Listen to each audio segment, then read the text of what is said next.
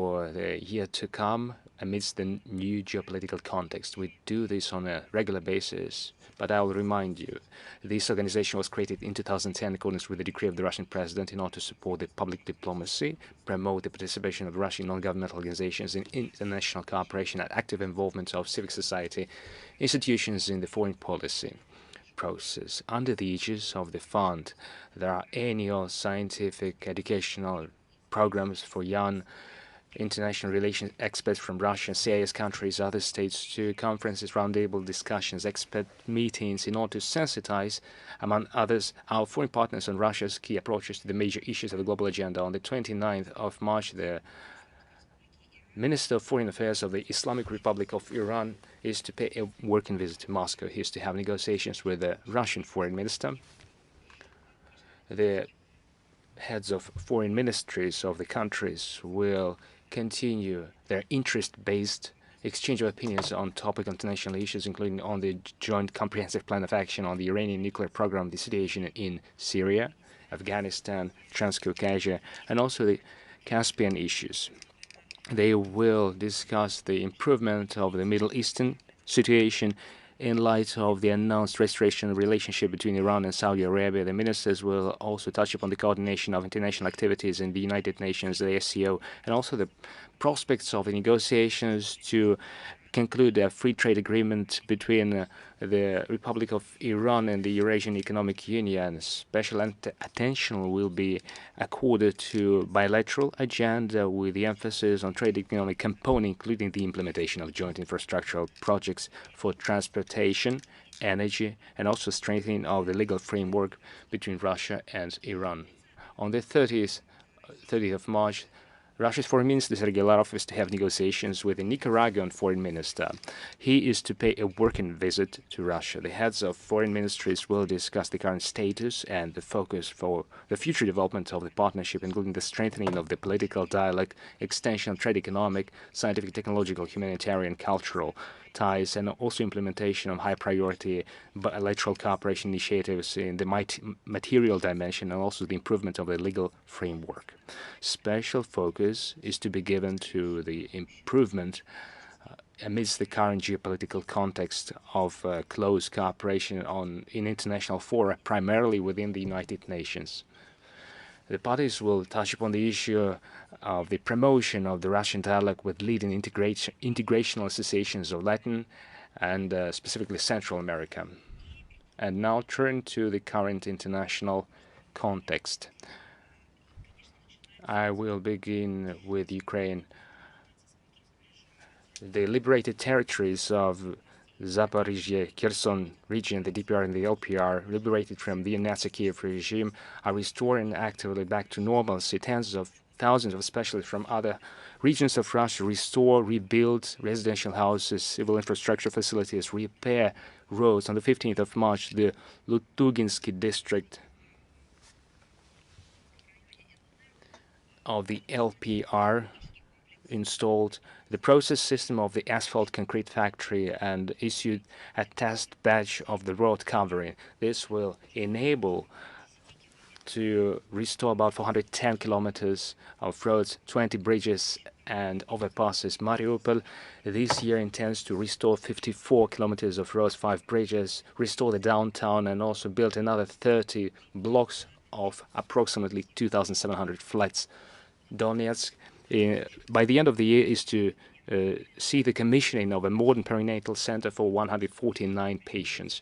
The time has shown that the Kiev authorities were successful only in destruction. Russia has irreversibly returned to these lands. There is no doubt about this. It actively restores what was destroyed by Ukrainian neo-Nazis. Naturally, they were not alone to destroy this. They were helped by those who created them, who brought them to power illegally at that. I mean the Anglo-Saxon duo, Washington and London, but this is something we're going to touch upon today. On the 18th of March, the president of Ukraine, Zelensky, introduced another sanction package against 300 individuals and against 141 legal entities. In addition to the Russians, the list includes some people from Iran, Syria, including Syrian President Bashar al-Assad.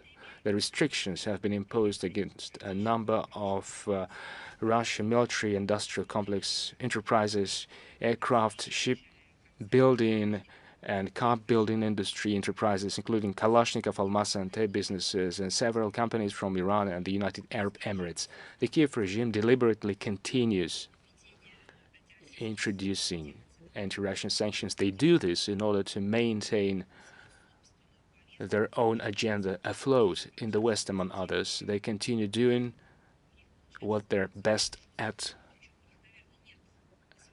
something they are unparalleled about. They are professional beggars against the backdrop of total destruction of what has been created generations before. The collective West continues supplying arms to Kiev. On the 20th of March, the Pentagon announced, since the beginning of the special military operation, the amount of American military assistance to Ukraine was over $32 billion US dollars, according to head of the Defense Ministry of the United States, Lloyd Austin. 9 NATO countries agreed to provide over 150 Leopard tanks to build 9 tank brigades to Kiev. In the EU, they announced they're going to allocate funds to buy over 1 million projectiles for the armed forces of Ukraine. It requires about $2 billion US dollars, traditionally to be taken from the European Peace Facility. There were totally irresponsible statements made on the 21st of March by the Deputy Minister of the UK for Defence, Annabel Goldie. She announced she's going to add to Challenger 2 armor-piercing projectiles with depleted uranium warheads. These words were confirmed on the official level additionally by the UK. It wasn't a slip of tongue. It wasn't another stupidity. No, it was an officially confirmed stupidity, in fact. All these additionally illustrates the West has aggressive attitude. It requires no peace, neither in Ukraine, nor in the region, nor globally. It is obsessed with a maniacal idea to deal a strategic defeat to Russia. To this end, they're ready to sacrifice the entire country, nations, millions of lives, everything. They will spare no effort in making sure this obsessive idea of their own domination and exclusivity to prevail and to be practically confirmed through this destructive rationale and its implementation. This is confirmed by the words by the Secretary of State Blinken, who commented on the visit by the president of the PRC to Russia. He immediately said, "It is unacceptable to stop fire in Ukraine." By way of reminder, the fund through which US satellites sent to Kiev regime is dubbed the Peace Facility. According to Blinken, there is no option to stop fire. How can these things combine in the same heads is unclear to me. There is maybe one answer. There is a lie somewhere. Cynical, blatant, obviously. It is not a peace facility, neither from Europe or any other place. It should be renamed to the war facility instead. Then it will make sense, and there will be no contradictions. The Zelensky regime continues fighting the other-minded with their potential opponents. The other day, the Supreme Rada adopted in the first hearing a draft law to strengthen democratic civic supervision over the armed forces of Ukraine. It restricts the opportunities for military to participate in the political life of the country. Clearly, the political life of the Kiev regime is a sacred thing belonging to those who occupy Bankovaya offices. Those, however, for whom the Kiev regime, together with Zelensky, shape their future as cannon fodder, should have no concern about any administrative institutions or implementation of any opportunities. They will be banned from, for instance, becoming deputies on any level, from making public statements. They will be restricted in any expression of their own opinion on the domestic policy agenda. Can you guess why? Reason being, the Kiev regime has completely, to the extent it can realize anything, it realized the inevitability of its own demise.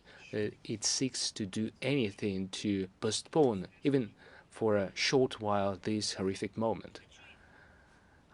I would like to disappoint them, however. There has been a horrific moment in their life long ago. Lack of conscience, morals, prevented them from realizing this.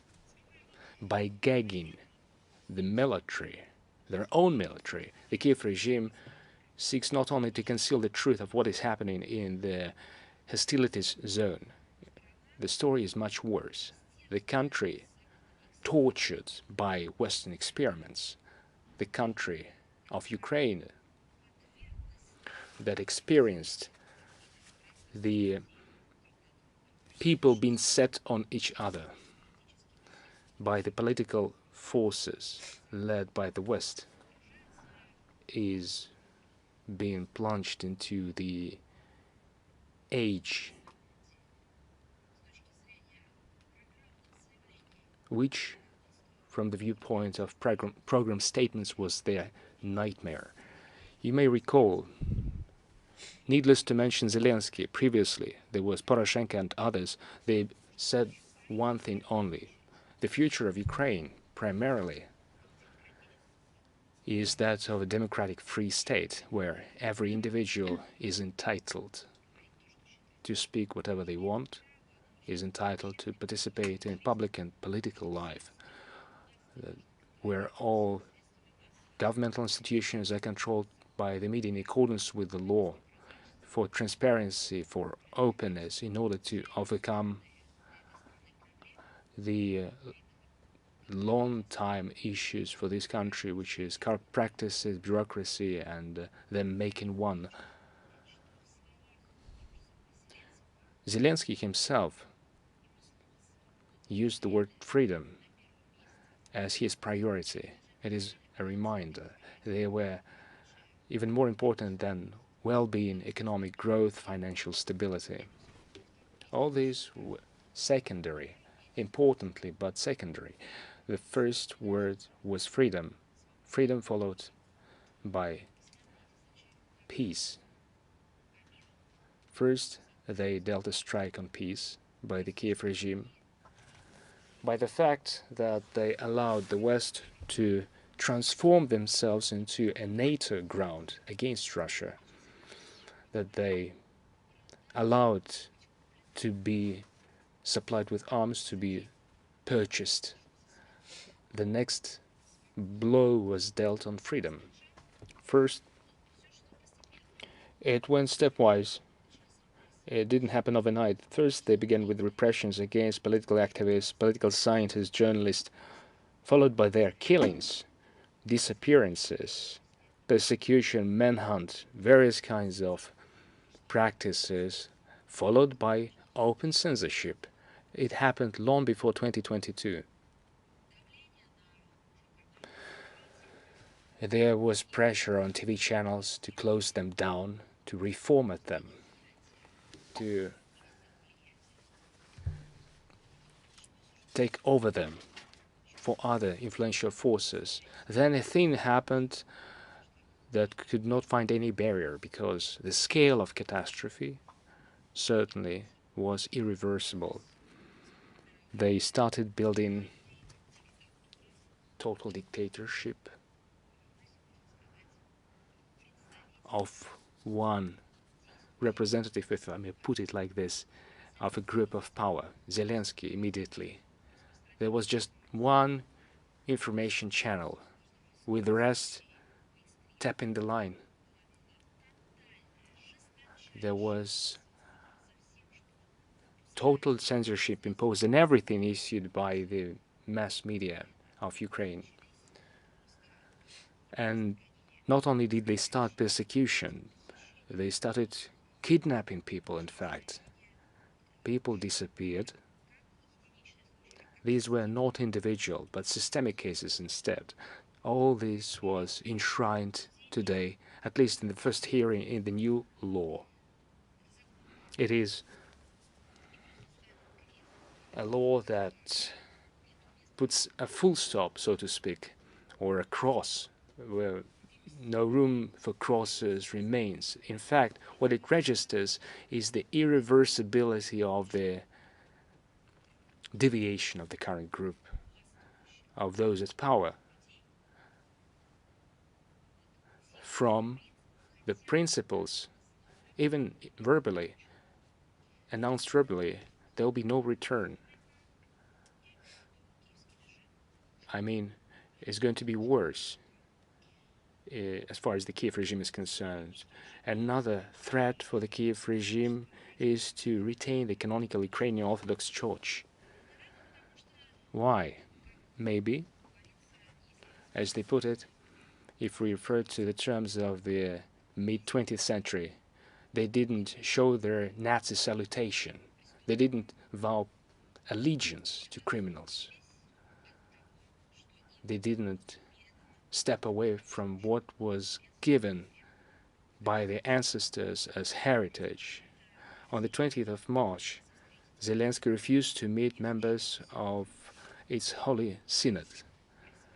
They attempted to call upon him to prevent the interconfessional escalation from taking place in the country, to stop persecution against the clergy and the laymen of the Ukrainian Orthodox Church. The representatives of the Ukrainian Orthodox Church, they did everything to take what was left of the communication system, to use it between the civic society people and what was previously called the state, the Kiev regime now. They called upon the authorities to leave the Kiev-Pecherska law alone, to prevent it from beginning to dissidents. They, in fact, were wanting to have a talk. Come to think of this, they only wanted to be heard. And they were denied even this. Judging by all accounts, the Tiermachists of Ukraine are going to step at this. On the 21st of March, the chair of Ternopil Regional Council, Golovko, said, the ousting of the clergy of the Ukrainian Orthodox Church from another holy house of Christian Orthodoxy, which is Pochaya Flora, is, mind this, these are horrible words, but they pronounce them. It is a strategic task to be addressed in the near future. All these trends. Направляли письма, направляли отчеты, мы взывали, призывали, объясняли долго и упорно. Тогда, когда это еще можно было предотвратить, я имею в виду не только раскол, не только абсолютное попрание всего того, что провозглашено было в качестве высоких идеалов и, собственно говоря, на Украине, да и в Европе тоже. Можно было же, в принципе, использовать даже эту тему для того, чтобы предотвратить деградацию общей обстановки на территории Украины. Международное сообщество в виде, в первую очередь, западных стран, которые просто блокировали любое обсуждение этих тем, безмолвствовало. Кто-то не хотел понимать, кто-то не хотел слышать, кто-то все слышал и понимал, просто не хотел ничего делать, а кто-то противодействовал и делал это очень активно. Затеянный вот этом религиозной войны на Украине, конечно, ни к чему хорошему не приведет. Последствия будут трагическими. Все эти события, особенно решение Британии о поставках бронебойных снарядов с объединенным ураном, показывают, что ни Киев, ни его западные кураторы не заинтересованы в урегулировании конфликта, они заинтересованы в обратном. они заинтересованы лишь только в нагнетании. Aggravating the situation. They don't care to hear that they make Ukraine a scorched field in the context of armored piercing shells. And now this would be a source of radiation contamination. So for these reasons, the special military operation will continue until all the targets set up by the Russian leaders, reaffirmed for many times, will be implemented. Of course, once again, we will return to the foundational principles, basic principles, which unfortunately in the territory of Ukraine are infringed in order to demonstrate everything that is happening in Ukraine and to provide an objective assessment. So this is a deficit currently. I will say more words about the lost Ukraine. I would like to say about nuclear weapon supplies to Ukraine. Every day we hear, and today in the Western media, we heard about the growing supplies from the United States and its allies. They declare new initiatives. They're training exercises for combatants of the armed forces of Ukraine. By the way, this was discussed during another meeting in the format Ramstein, which was held on the 15th of March, as well as in the EU ministry, as well as in the framework of the Forum Partnership for Security, the so-called Schuman. We know that the Western intelligence provide information to Kiev. In fact, they are making targets, which is used. This information is used for military purposes. They spend millions of dollars and euros, and we're surprised which pathos this is said. This is not just a printing of press releases of official structures.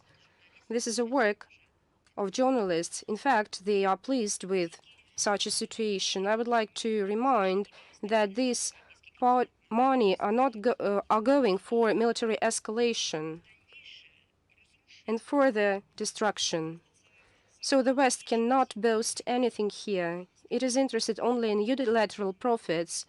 They sacrifice the lives of all Ukrainians in the name of the retaining dominance.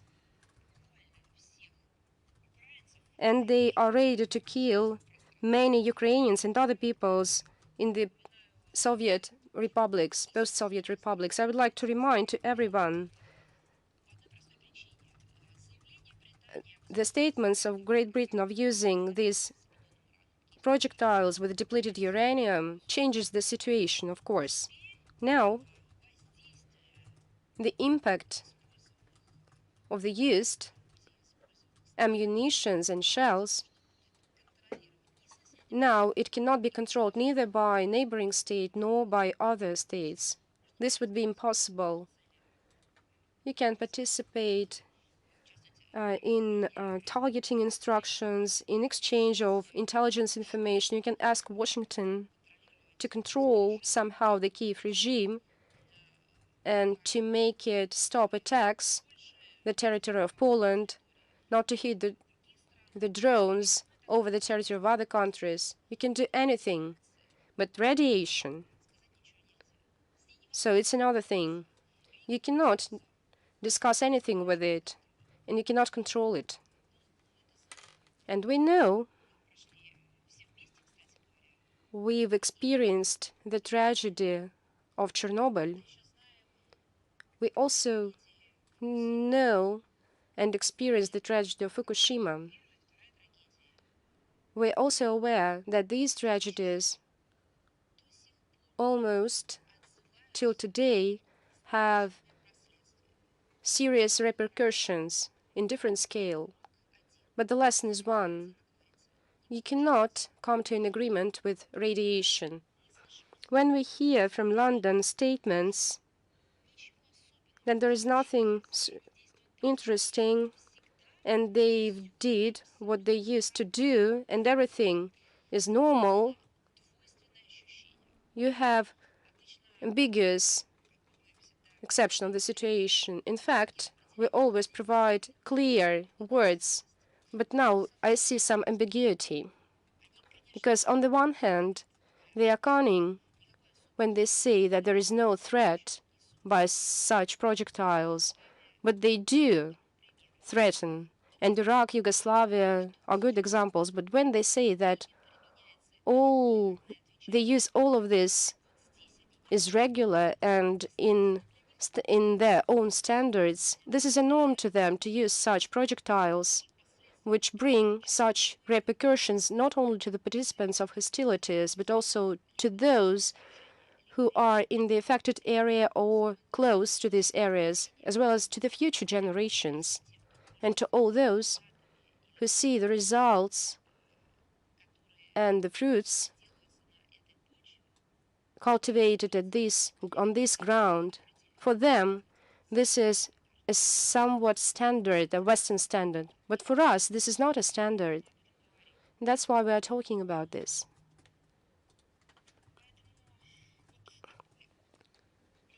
Such a destructive approach of the West, this is not new.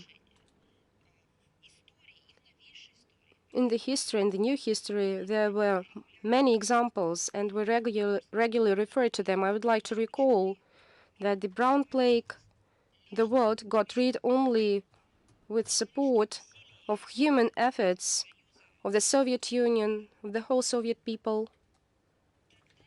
Then our ancestors paid off their lives, and they thought that they learned this lesson for an indefinite period. Now, as we see now, they made a mistake. There is no secret who benefits from this protracted conflict in Ukraine. On the supplies of arms and equipment, they are making super profits. I mean, the United States military corporations. Depleted arsenals of the European states are replenished by new American weapons, and their poor budgets by new American, but not money, credits. And we are quite aware what is the American credit.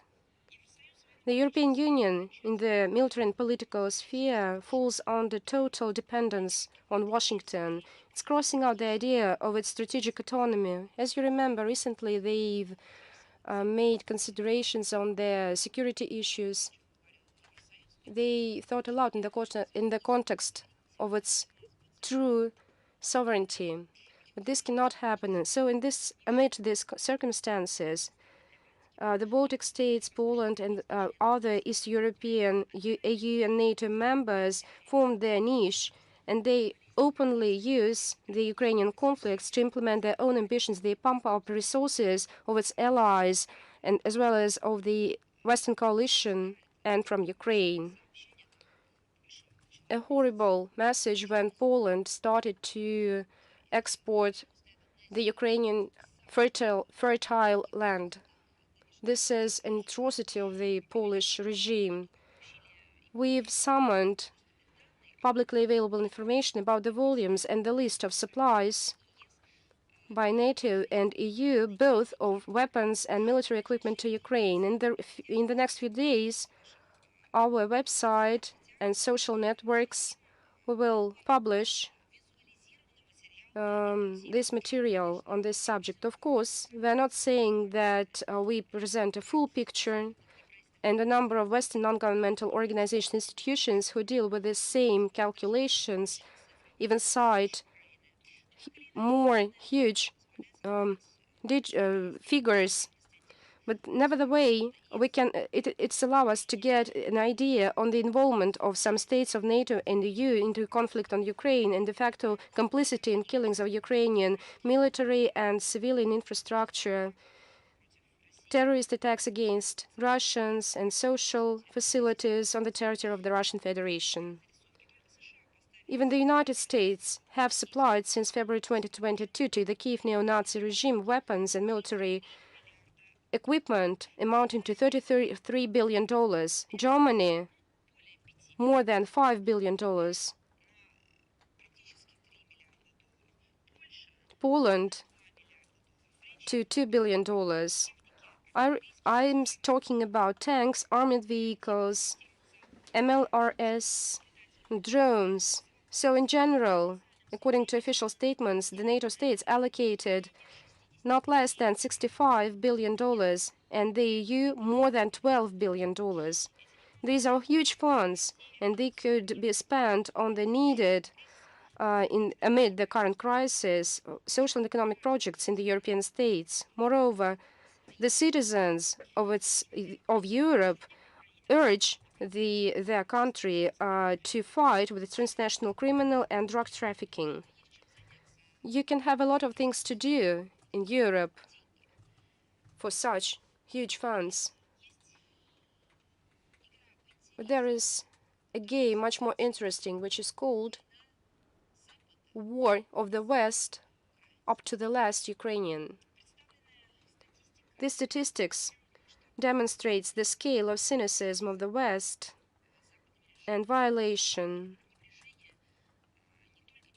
not only human lives, but also even theoretical developments, which they call as human rights domain, which they've established themselves. In February 2022, against the DPR and the LPR, the Ukrainian military used about 110,000 ammunition, including tactical missiles, attack drones, MLRS, and large caliber artillery shells. On the territory of DPR and LPR and liberated regions of Kherson, Zaporizhia regions, throughout the period, more than 4,600 civilians were killed, including almost 200 children. A few thousand people were injured. It's about more than 300 children. After the beginning, when the armed forces of Ukraine started to use heavy weapons by Ukraine, the number of casualties grew 4 times. Once again, I would like to underline throughout in the next few days, we will publish a table because the world should know its anti-heroes. Now, a couple of words additional on persecutions on Orthodox Church in Ukraine, sanctioned by Ukraine, expulsion of clergy and monks from the Kiev-Pечorsk Lavra. This is a climax of many years anti-church policy of official Kiev. Of course, everybody mentioned it right now because monks were were left on the street. Before, when in a legislative level, through the mass media, this topic was prepared for such resolute final decision, so no one has mentioned it before. Of course, we've transferred such documents and the international organizations have them. Now you can be interested what decisions they could have made in order to prevent this. Unfortunately, the answer is no. We are speaking for the rostrum of all international organizations on blatant violations of believers' rights in this country, violence on representatives of the large Church of Ukraine and its millions of parishes, seizure of churches, regular searches, detentions, arrest and interrogation of the clergy, seizure of their property, as well as citizenship, psychological pressure up to killings, has become a norm for the modern Ukrainian state. This is a new normal, since hence they have no normal and they concoct a new word. A new normal. This is not when it came to replace the old one. It means that everything is not normal and you have to pretend that something stayed stable. So they used a new term, new normality. In fact, there is no such a word. This normality, either it is or no, and no matter if it's new or old, these are absurd things. Live in the period of the so-called world absurd. In the world arena, we hear some separate voices, not even of condemnation, only acknowledgement of the fact that there are some excesses, as they call it, in Washington and the European states who allegedly support Ukraine, and in fact it brings us to the abyss. Of course, they shamefully keep silent. They do not respond to questions because this is convenient for them. This is how the democratic process is evolving. The Western polity establishment pay lip service to the rights of believers, the foundation freedoms, civil rights, but in fact, they've cordoned off a kind of information cordon, and the subject itself is blocked, totally blocked. On the 14th of March, on behalf of our foreign minister, sent letters to the Secretary General of the United Nations, the head of the General Assembly, the acting president of the OSCE, and Secretary General of OSCE. So these letters condemn illegitimate actions of the Kiev regime against the Ukrainian Orthodox Church. And these letters also contain an appeal to provide a principled position. In fact, Ukraine violates at least a dozen of international acts, guarantees the right for the freedom of religion. And among the main organizations, this is the UN Charter, Universal Declaration of Human Rights, Declaration on Elimination of all forms of intolerance, discrimination on the basis of religion and beliefs, an International Covenant on Civic and Political Rights, International Convention on Elimination of all forms of racial discrimination, relevant obligations of the OSCE, and many, many other documents. We call upon the world community to give due assessment of this lack of legitimacy or among the Ukrainian authorities with regard to the large part of its population, and to stop persecutions, including with the use of medieval techniques. Yet another important moment. When we call upon the international community, you should not think that we call only the states where people confess Christianity. Of course, no. This subject should become general for the whole world. In the states where the majority of population, large groups of population, have other world relations, regardless of Buddhism, Judaism, should publicly declare that their own traditions should be respected. For one reason, this logic to destroy both people and the religion itself, such a logic will be continued in Ukraine, and there are many examples on this. Even yesterday, I'm not sure when this news appeared, I saw it yesterday. I received a message which shocked me a lot, and I would like to read it to you, or to comment briefly. There are videos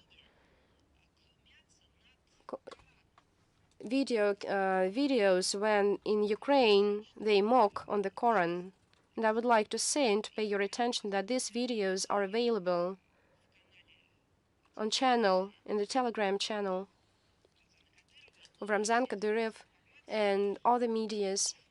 So there we see how they fire Quran. I'd like to say more. It is hard to pronounce because it's not a sanctuary deed. It's a kind of It is something that implies irreversibility of what is going on. It's not just the burning of the Quran. In fact, it's making a bonfire using the Quran. It's not just an attempt to destroy, but to use some perverted, blatant way to do so. And all this is happening now as we speak in Ukraine. It isn't that in every country, in every society, in every community, there is always, excuse me for my language, a moral freak, so to speak, a person with no conscience, a criminal at that, who have never heard of morals, but they deliberately violate a law. There is always some misfit somewhere. It isn't the problem. The problem is the response of, firstly, a state with all the authorities at hand, legislative, executive, and judiciary. And the second is the response of the society. The response of a state greatly affects the response of the society. If the society feels a strong message from the signal and По большому счету, then it is acting in a more decisive manner. Then they have a clear understanding what institutions have to be addressed in order to prevent these practices from happening, about the gaps existing in legislative and executive authorities. If the society, however, sees total lack of action from the authorities, false tolerance, or culpable negligence from various officials or representatives of authorities in Ukraine, then the society realizes that it is either totally useless or it perceives it as a political signal as to how to proceed. It is exactly what is happening in Ukraine under the aegis of the Kiev regime. It is a horrible thing because people are set on each other. They have been set on each other for a while, spending a lot of resources and money to this end.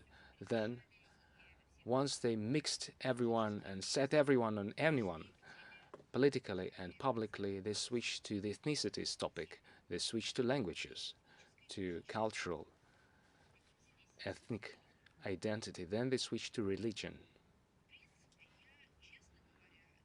To be honest, it will be difficult for me to give you a full list of requirements that have to be met in order for the situation to translate to the utmost development stage, considering that all the media controlled by the Kiev regime face the utmost censorship.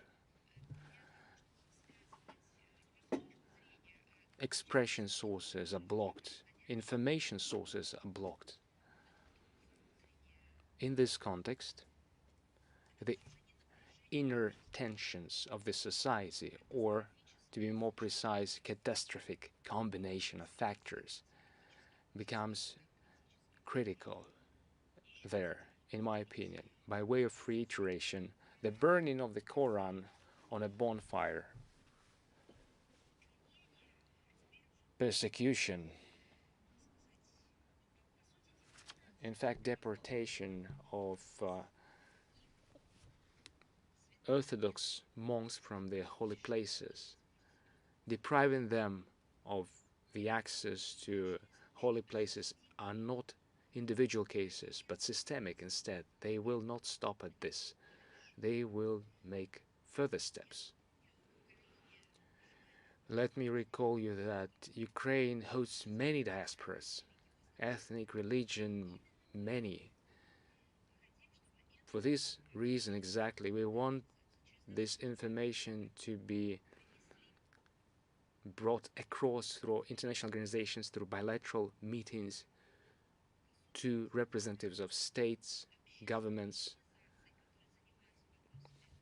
social organizations focused on religion, on religious freedoms, confessions, that are obliged to draw their attention to this fact.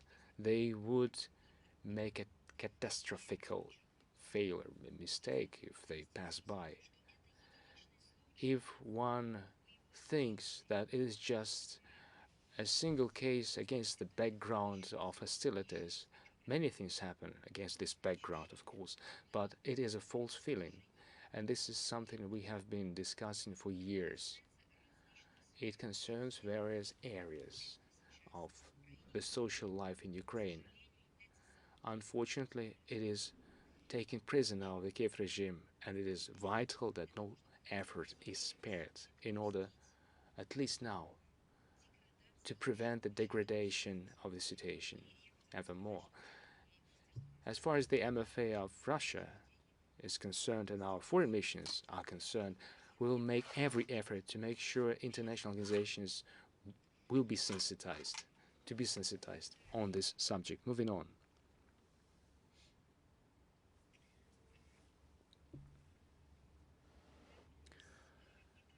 At the recent briefing, we announced a new section to appear on our website. It will contain various white books about the crimes of Anglo-Saxons. White books is a compilation of historical documents, of historical facts about crimes committed by the Anglo-Saxons and settlers in various countries of the world, in the Middle East, in Afghanistan, Ukraine. We said we're not going to stop there. We will add to this section new materials, and we act on our words. Today we have published a compilation of discriminatory nature of the global currency financial system. We will provide a link to the briefing's description. Obvious destructive activities of Washington and London on the global scene, which consist in provoking open conflicts, conceal to some the policy of domination of the G7 on the economic aspect, starting from the global financial crisis times throughout the pandemic of the coronavirus. The monetary authorities of the United States and the European zone, in order to tackle rapidly growing budget deficits and to artificially maintain the well-being of their people, started their printing machines at a maximum capacity. Huge amounts of funds injected in the economy were immediately invested outside the issuers' markets. The fact that Western companies purchased commodities, services, and assets all over the globe energized global inflationary processes which exacerbate the situation of the poorest countries and considerably worsened the situation with SDGs. The monitored price growth, energy, food crisis resulted from the efforts of the collective West in monetary economic policies and further implementation of the neo-colonial approach to maintain the standards of living of the so-called golden billion. The key disbalance of the current system is that only issuing countries of key reserve currencies are privileged to extend their borrowings and then to devalue them, whereas the rest of the world must live within their means. Moreover, depend on these Western fluctuations.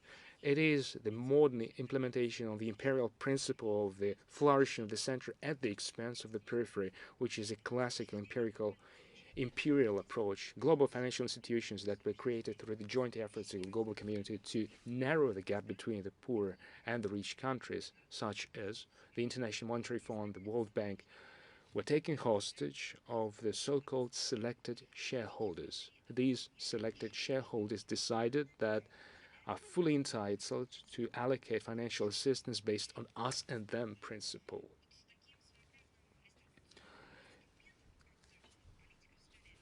The international payment settlement systems became a tool of restrictions in the hands of Western politicians. In fact, they were originally designed as market principle and they always were considered as neutral mechanisms.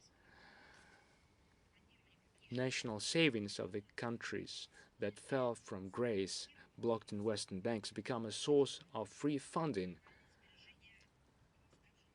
for them. There are plenty of examples. The examples are surprising, something we have been discussing for more than 1 year. The list of indefinitely suspended resources grows continuously. According to various estimates, Iran is denied control over $100 billion. It is the money of Iran. It is the money of the Iranian people. The same is true with Libya, $60 billion.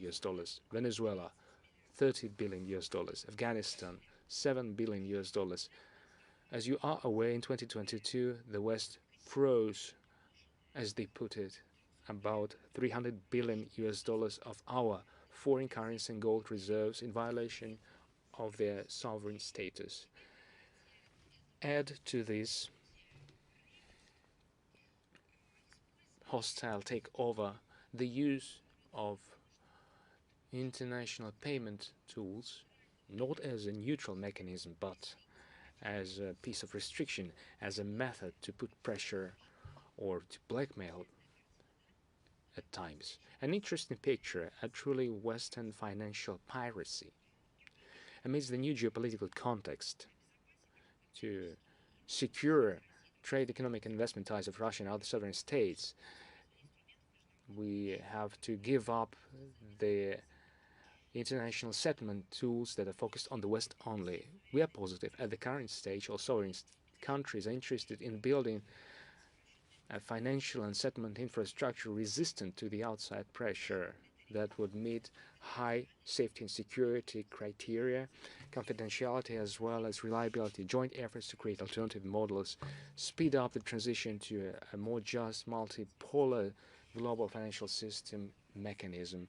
In this regard, I have to mention one piece of news that struck me. Maybe financial analysts are used to this. I'm not so much.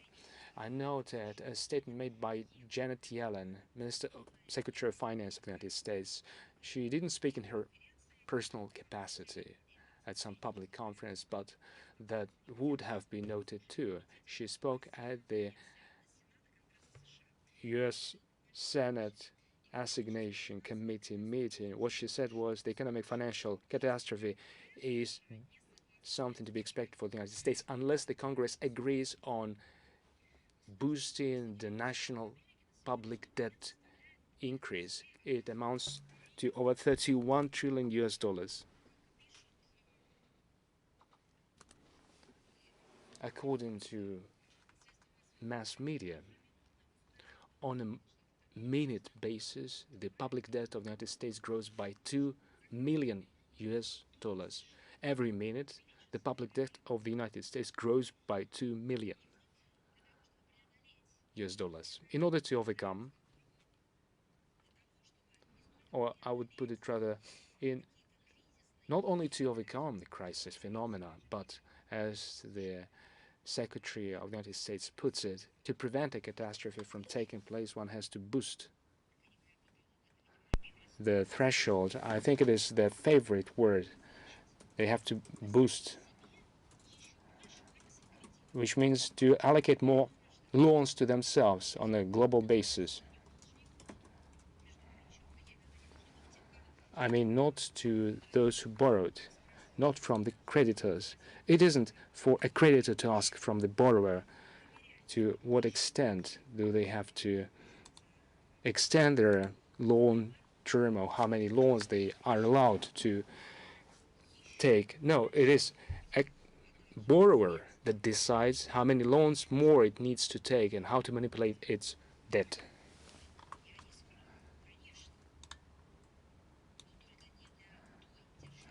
It is possible, but not for a state that considers itself to be great financially, stable, and also entitled to dictate its will to others.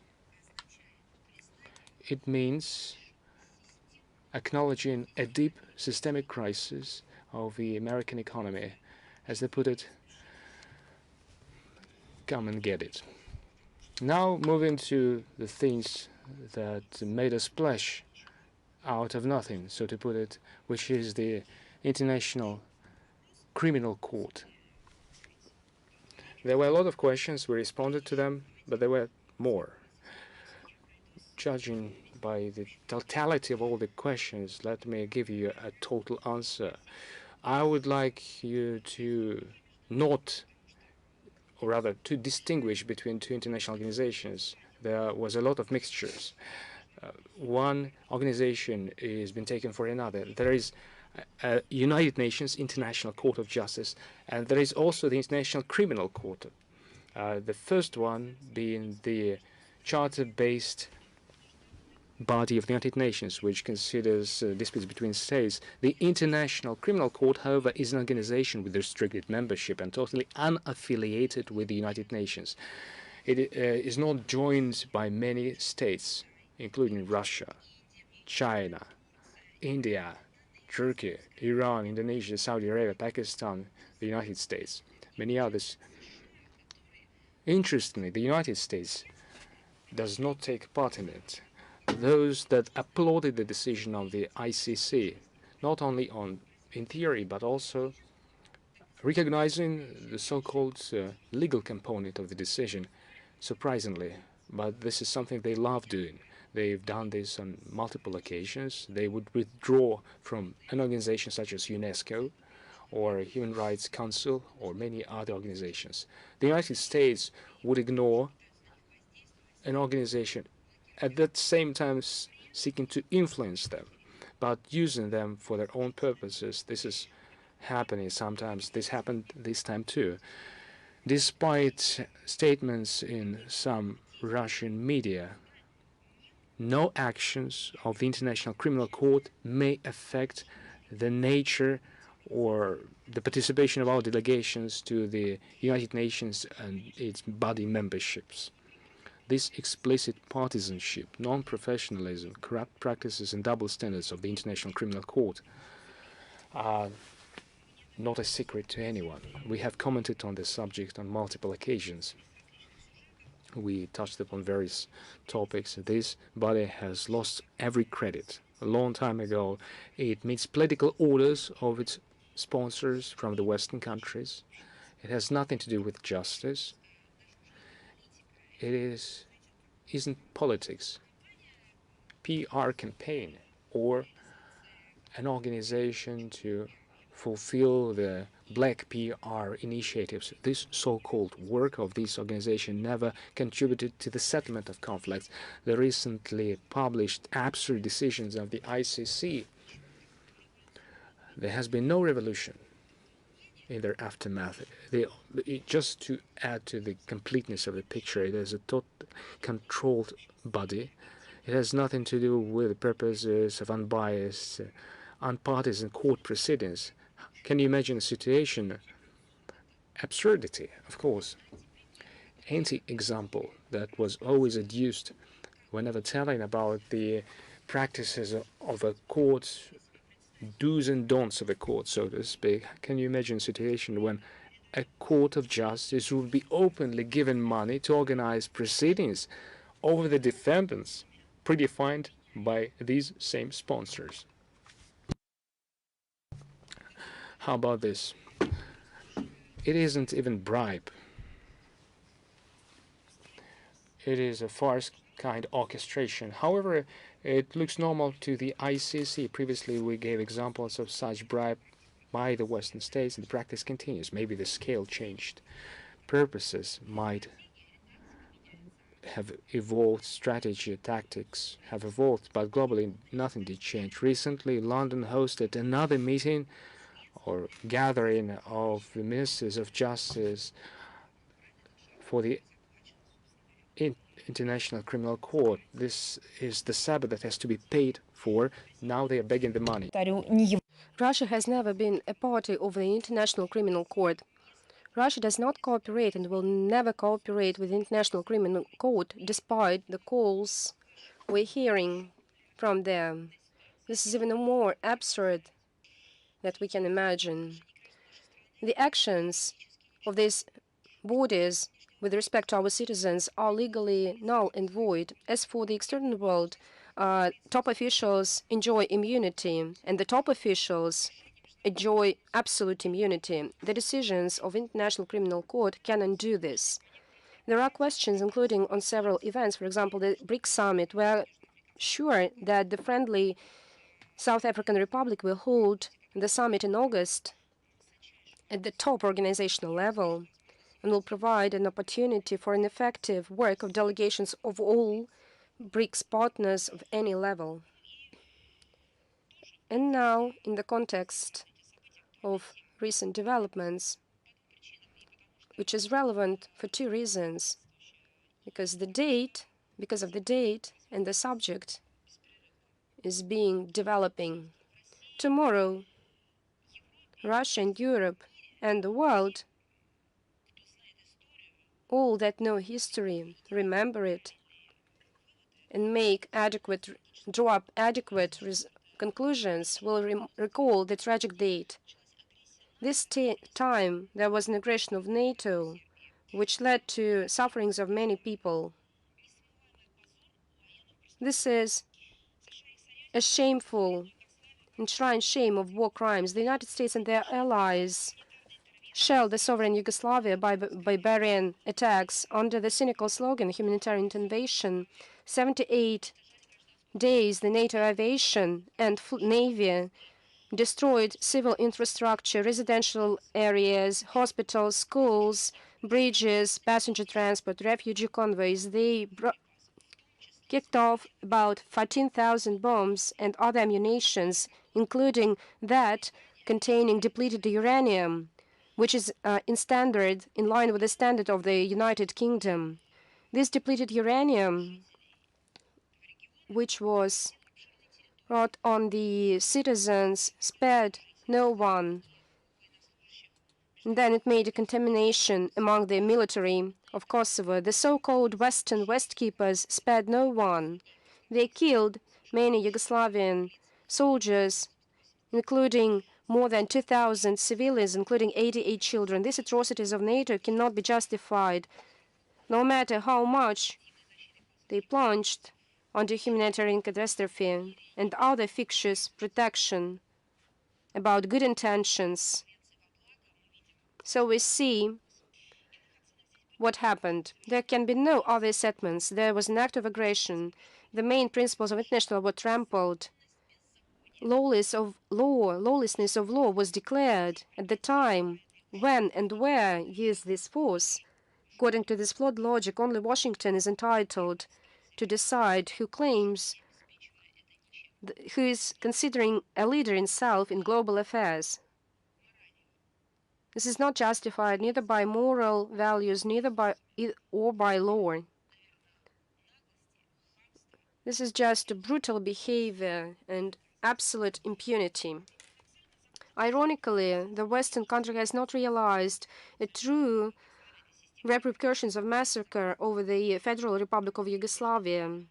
They firmly believe, maybe they pretend, that they defend the values of freedom and that they fought for democracy. They wanted to do a service to mankind. This is a quotation. In fact, they undermined the system, the international legal framework of the UN Charter of the post-war World War order. There were multiple casualties and destructions which were ignored by international judicial authorities. No one was responsible for such crimes. Later, as an image of a self-proclaimed moral leader, the United States stumbled to note a yearly genocide in the East Ukraine.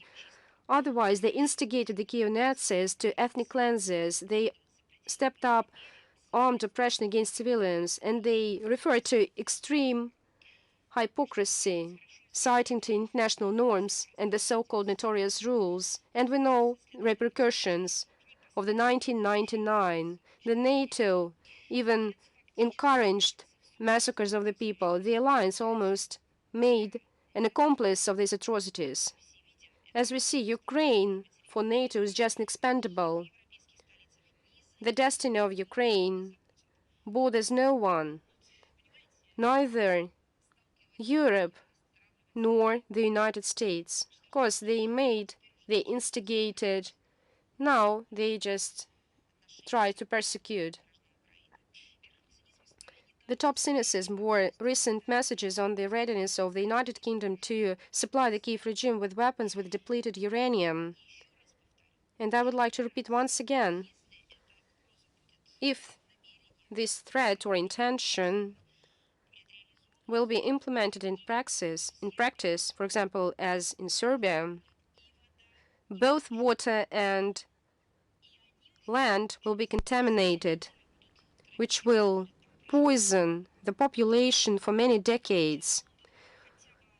At the outset, London could have tested such methods on their own territory. What is the standard weapon which they used to use?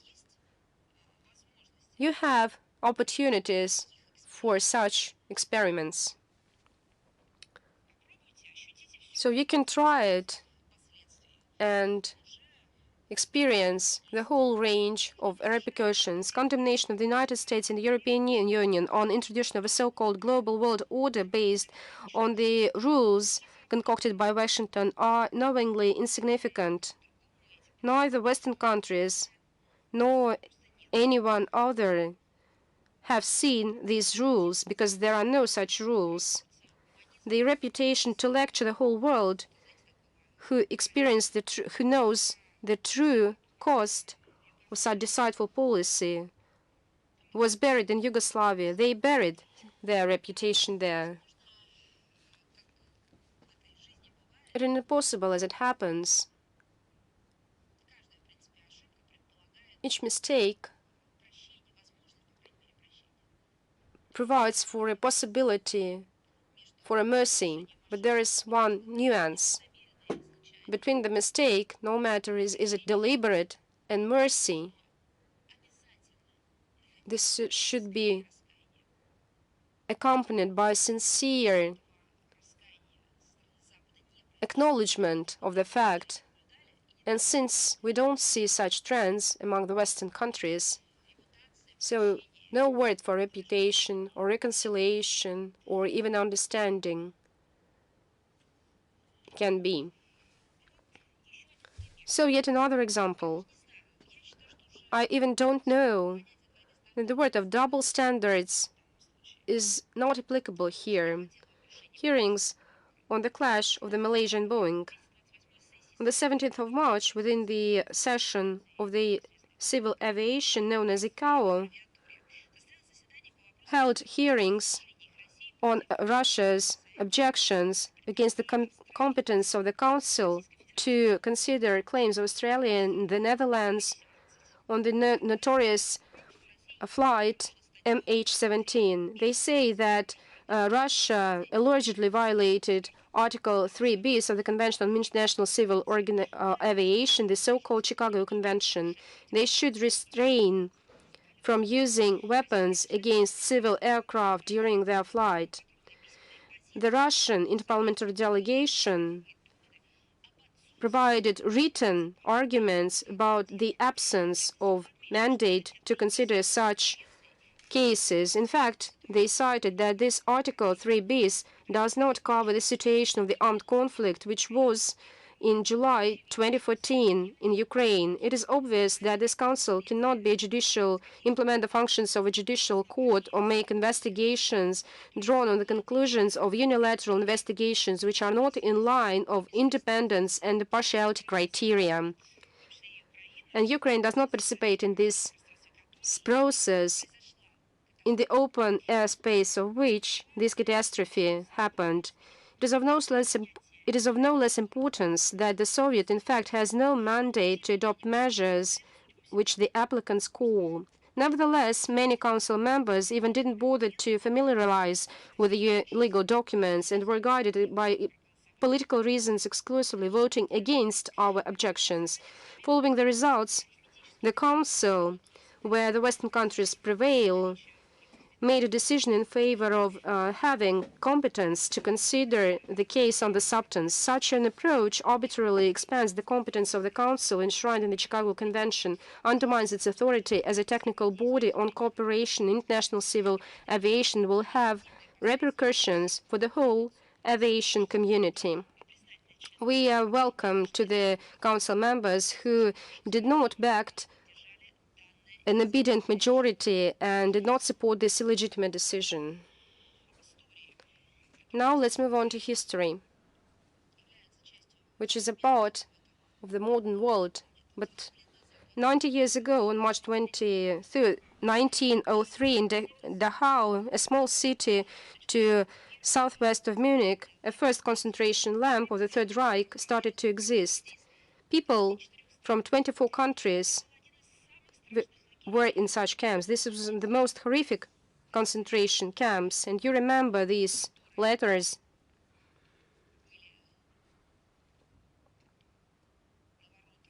which were on the gates, labor liberates, where the prisoners lost all their rights and experienced all circles of hell. Throughout the 15 years of existence in this camp, between 42 and 7,000 people died, including 7,000 of Soviet prisoners. The total amount of prisoners exceeded 200,000 people. At first, the Dachau was represented to the German nation as a labor training camp to re-educate the prisoners, but very soon the camp started to accept the Roma. Along with Jews, they were considered in the Third Reich as inferior race, representatives of various religious confessions who refused to go to army, the clergy who were against the Nazi control over the church, and many other who were considered in the Third Reich as subhumans or who even criticized the Nazi regime were seen there. In summer 1939,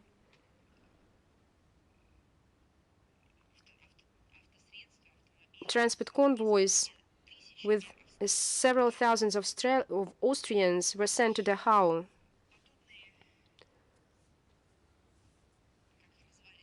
Such so-called transport convoys, they continued to come throughout the war from all the countries occupied by Germany. Dachau practiced a system of punishments, including physical and psychological tortures over the prisoners. This system was then extended to all Nazi concentration camps. The guards and heads for other camps also were trained there within the system, the punitive system. And they were transformed into a system of destruction of people. The SS soldiers always received training there. A training firing range was opened there. During exercises, these prisoners were used as a human target. An SS unit, dead head, was established there in order to protect the concentration camps. Since November 1941, Dachau started to Soviet prisoners began to arrive. Many of them were killed. Then about more than 2,000 USSR citizens arrived to Dachau. Medical experiences over the prisoners were conducted in Dachau. They studied the effect of cold, pressure, gases, toxic agents, the experience on infectioning, and many other things. Surgical experiments were conducted as well, without anesthesia. The Russian Underground Committee in the concentration camp of Dachau was established in autumn 1943. The Soviet resistance movement was headed by Lieutenant Colonel Ilarion Panov. In spring 1945, the camp created a military unit to prepare an armed uprising headed by Major General Sergei Vishnevsky. On April 28th, on 1945, the day before the American troops came to Dachau, the rebelled and failed the Nazi plan to destroy and to kill the rest. On the 29th of April, the American army entered the camp, and they, impressed by what they saw in the camp, they shot about 122 surrendered German soldiers. About 600 Wehrmacht and SS soldiers were captured and shot the same day. In 1965, upon the initiative of former prisoners, at the concentration camp, a museum was opened. Since 2003, the museum has housed a permanent exposition which represents a chronology of Dachau as a concentration camp. Annually, a memorial plaza holds rallies, never again. Many people from many countries come to Dachau. The Remembrance Day is held on April 29th.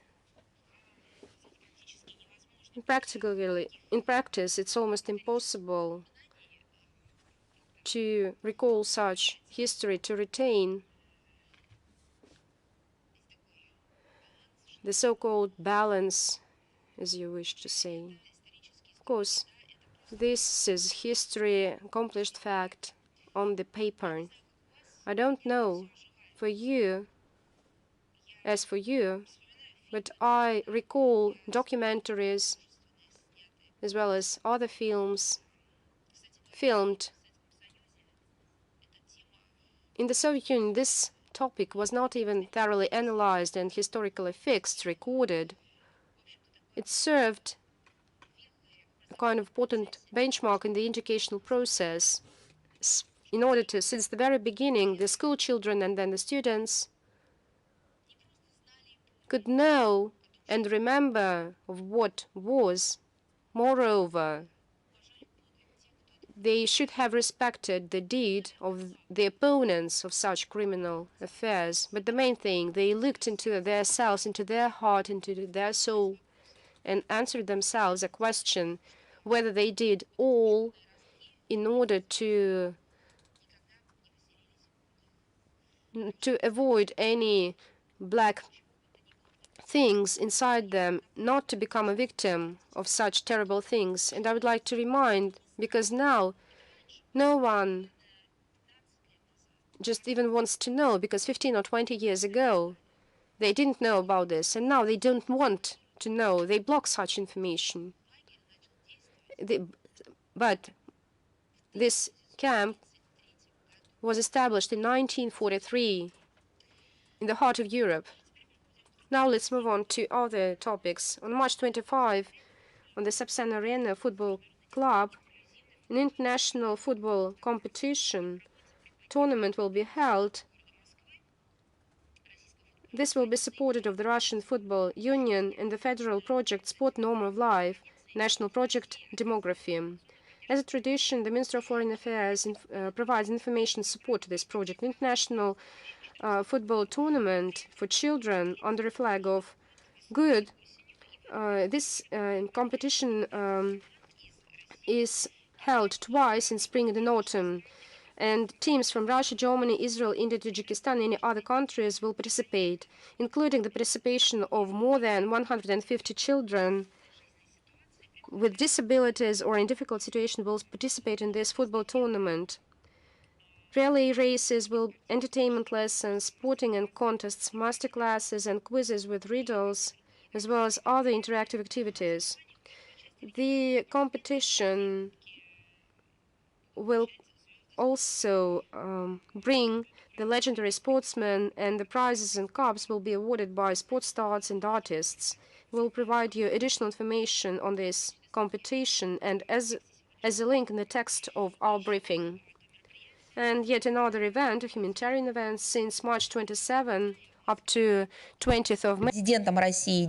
Within the framework of the Decade of Science and Technology announced by the President Vladimir Putin, a step into the future international forum Young Scientists will take place dedicated to the 135th anniversary of the birthday of the aircraft designer Andrei Tupolev. The event is organized by the Bauman Moscow State Technical University and the Russian Youth Polytechnic Community. This year, forum will be held in person and remotely. It will bring together school children, students from Russia, Belarus, Zimbabwe, Indonesia, China, Nepal, Tajikistan, Turkmenistan, Turkey, and Uzbekistan that are making their first steps in science and want to demonstrate their products to science and academic circles representatives. For the first time, there will be representatives of the new regions of Russia. Hopefully, the forum will enable the young talents to get in touch with their peers from abroad to exchange positive practices, creating additional options for interaction between the Russian universities, scientific institutions, and the international scientific community. I would like also to inform you that we have published on the website information about the fact that Andrei Gromyko, CIS International Relations Specialist contest invites submissions.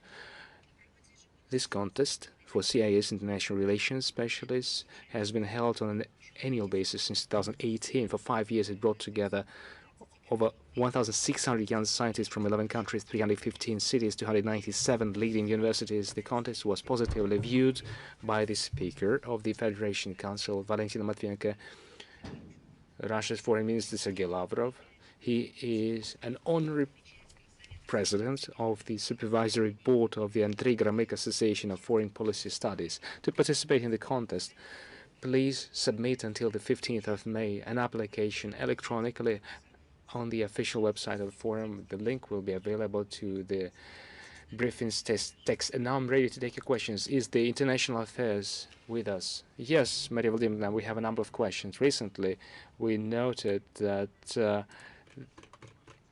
spokesperson of the National Security Council, John Kirby, in his Fox News interview said, Russia and China are undermining the international order that was established after World War II. How can you comment on this statement? As another absurdity, in fact. Moreover, it contradicts the historical truth. I would like to make it more precise. John Kirby, judging by his remarks, mentioned some rules-based order, which is to subjugate other countries, to suppress will, constrain development, disregard interests of the global East and South, in order, probably, to maintain their competitive advantages and to have no impediments in extracting others' resources. This is the rationale of living off others. To us, this world order is unacceptable to the majority of countries and nations of the world, but it didn't appear after World War II. It is the international legal system building on the United Nations that appeared after World War II. The Western rules, however, are comparable to imperialism, colonialism of that same West, but it has been in place for many centuries. It has been actively imposed by the Americans, among others, by the British, among others, their satellites too, for a long period of time in history. Now it has been reincarnated, resuscitated. We advocate a more just democratic world order. We hear so much about democracy in the United States, and from the United States, we have always been patronized about this. We have been told there are developed democracies, which are the US, the UK, the EU countries, not all of them, but some.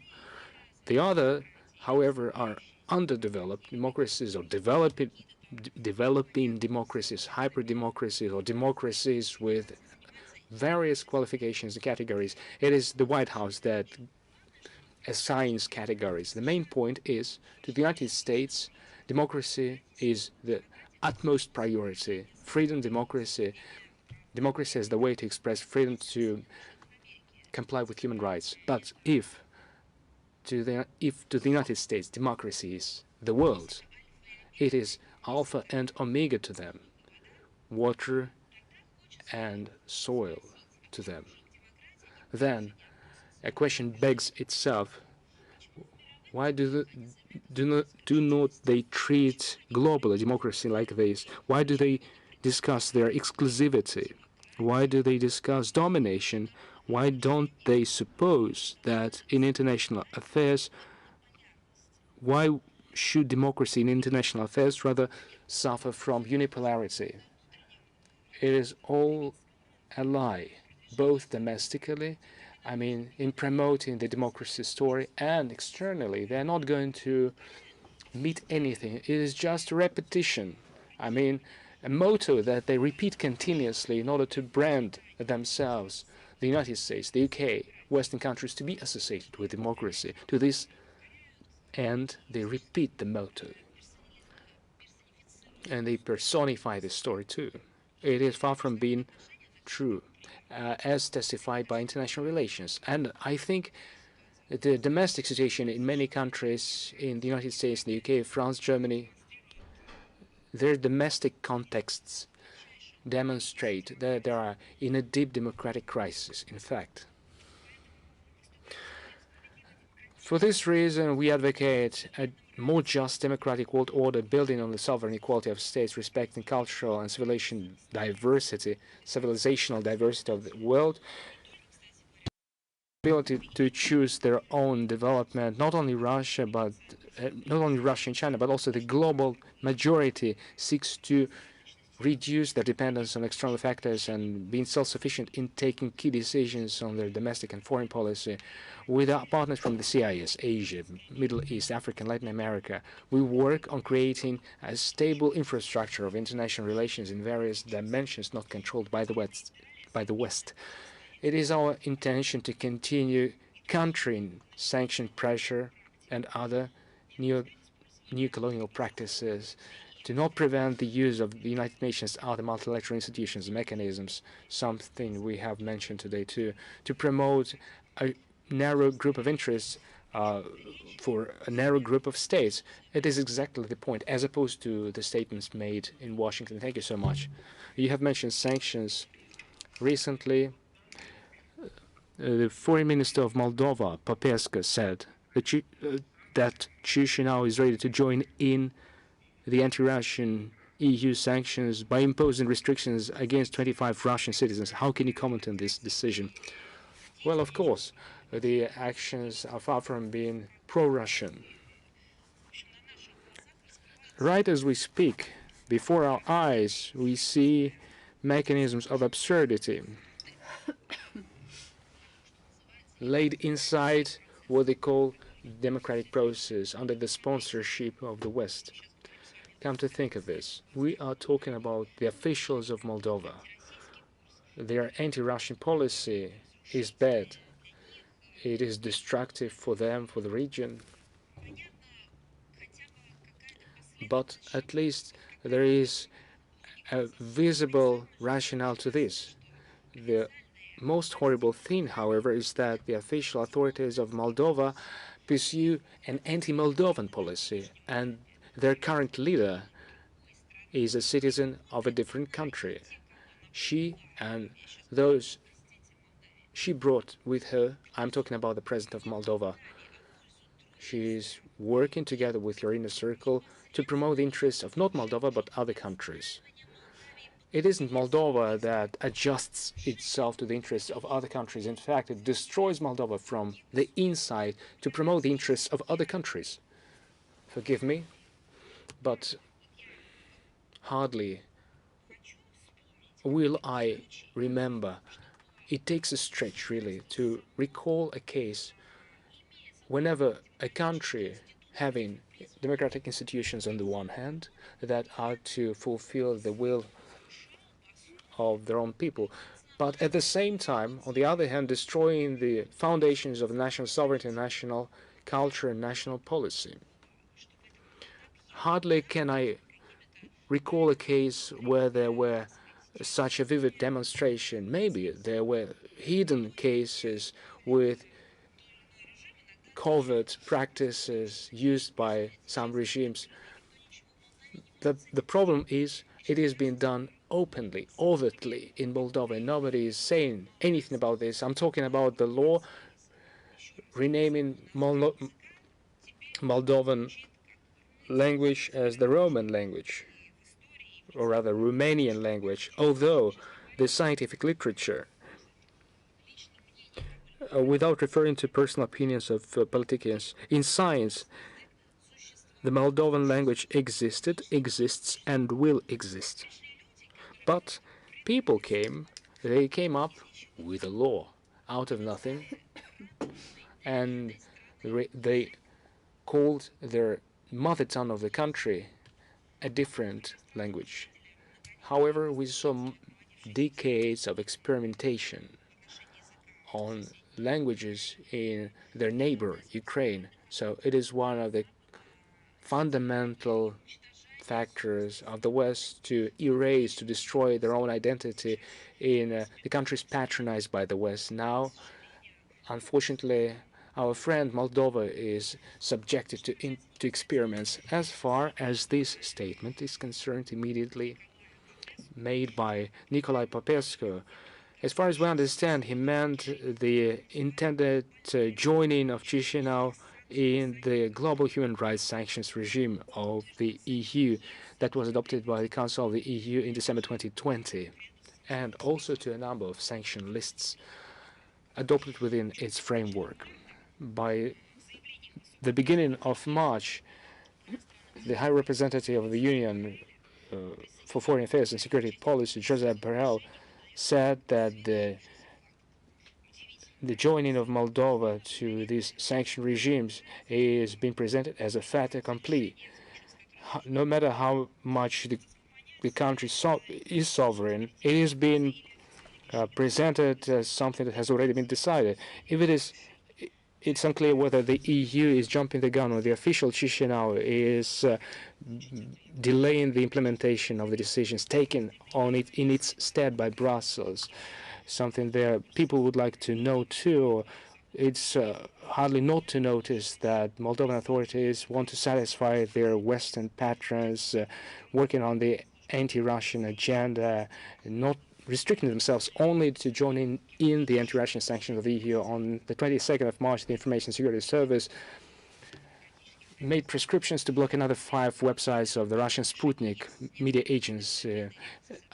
These steps of the EU were responded to, and when official Chisinau joins in these restrictions, we will be forced to take reciprocal measures to the Moldovan side too. But we underline, it isn't our choice. It is a measure of response to unfriendly steps. Russia has always considered the Moldovan people, citizens of the country, as our friends. There are many ties between us in history, economy, spiritual values, our common history too. All this sees an attempt of official Chisinau and Western mountains to destroy all this. Artificially, the Russian side advocates retaining and mutual development of multilateral ties that are always available to our countries and people. Another question. Yesterday, Brussels saw the end of the so-called Schuman Forum. In your opinion, why did the EU create this platform?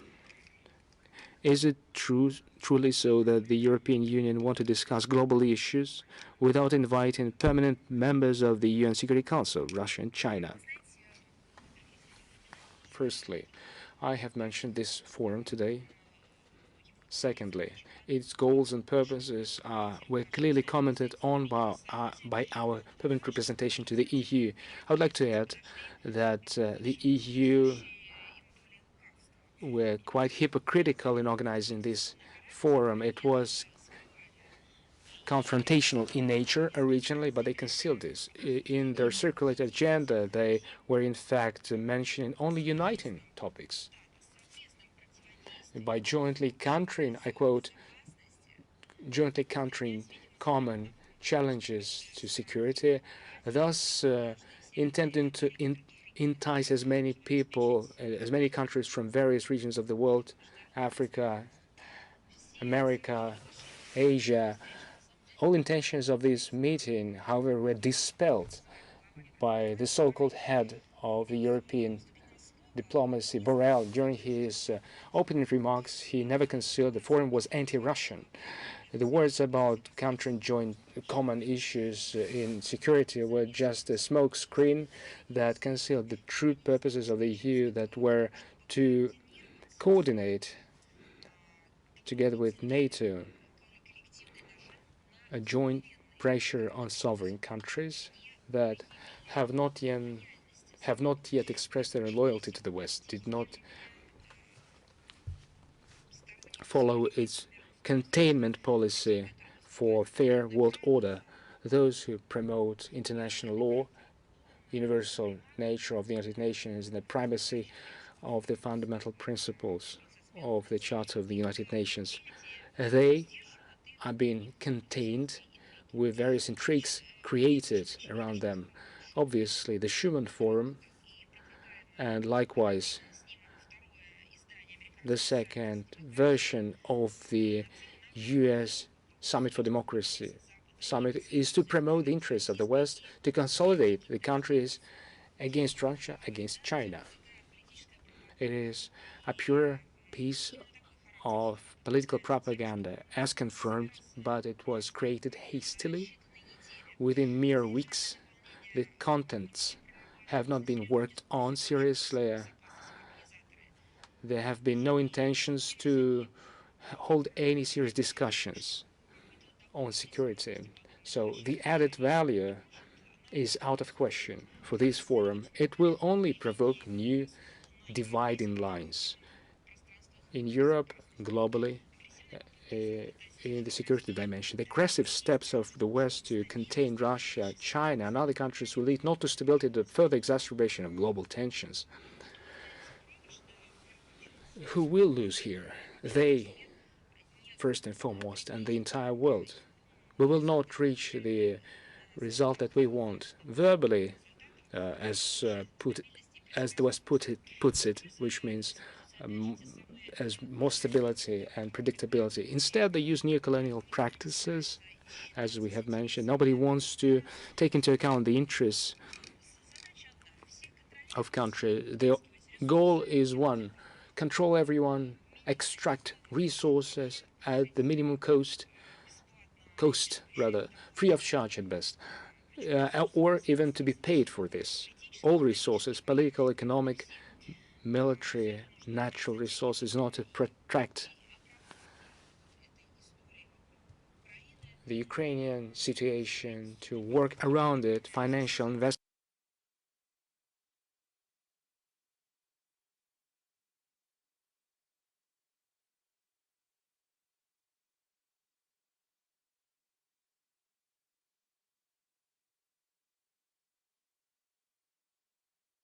flows are being redirected from socioeconomic programs to purchase heavy machinery, tanks, missiles instead.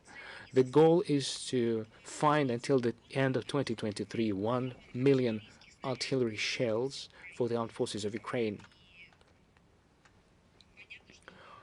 Clearly, one cannot tackle the challenge alone. It requires resources too. It needless to mention human rights. The right to live has ceased to be an absolute value for the EU. We see that the EU is disappointed about the valuable feedback from the aggressive anti-Russian propaganda. Their plans were different. They didn't get what they wanted. The imposition of the bloc confrontation, rational anti-Russian, anti-Chinese sentiments worldwide find no supporters globally. This illustrates one thing only. This beautiful Western garden was a crookery on a global level, and it remains such. Within this same rationale, we continue down this road. In my opinion, we will never find a way out of this systemic crisis. Instead, inefficient systems have to be rearranged, reconfigured. Instead, we see them lifting their debt threshold and imposing price thresholds, price caps for products of other countries, but nobody is going to put up with this any longer. Countries, regions of the world that follow this same paradigm are reducing in number more and more. Остро чувствует. Our international community perceives these threats on dividing the world into friend or foes. These are not lofty words. This is not just a phrase. This is a practical anti-result which the West achieved by building and implementing this flawed logic. If you have any questions, let's move on. Russia Today channel, are you with us? Good afternoon. Maria Vladimirovna. Good afternoon, Maria Vladimirovna. The visit of Xi Jinping became a historical event. Russia and China agreed to support international law, and Moscow is going to back the policy of one China, in accordance to which Taiwan is an integral part of China. Is this a signal to other countries that Russia and China will back other countries whose territorial integrity is under threat, such as Serbia, which confronts unprecedented pressure from the West? Thank you. Now let us divide these two questions. First, on Russia and China. Our position on the Taiwan issue was recorded in the Treaty on Good Neighborhoodness, Friendship and Cooperation between Russia and China, signed on July 16, 2001. This was reaffirmed by the joint statement of China and Russia on deepening the comprehensive partnership and strategic cooperation entering the new era. Our commitment to the principle of one China remains unchanged. The same document, the parties expressed their shared approach in terms of respecting legitimate concerns of all the countries in terms of security. Of course, we maintain close coordination with China on all relevant issues. As for your second question, we've always supported Serbia.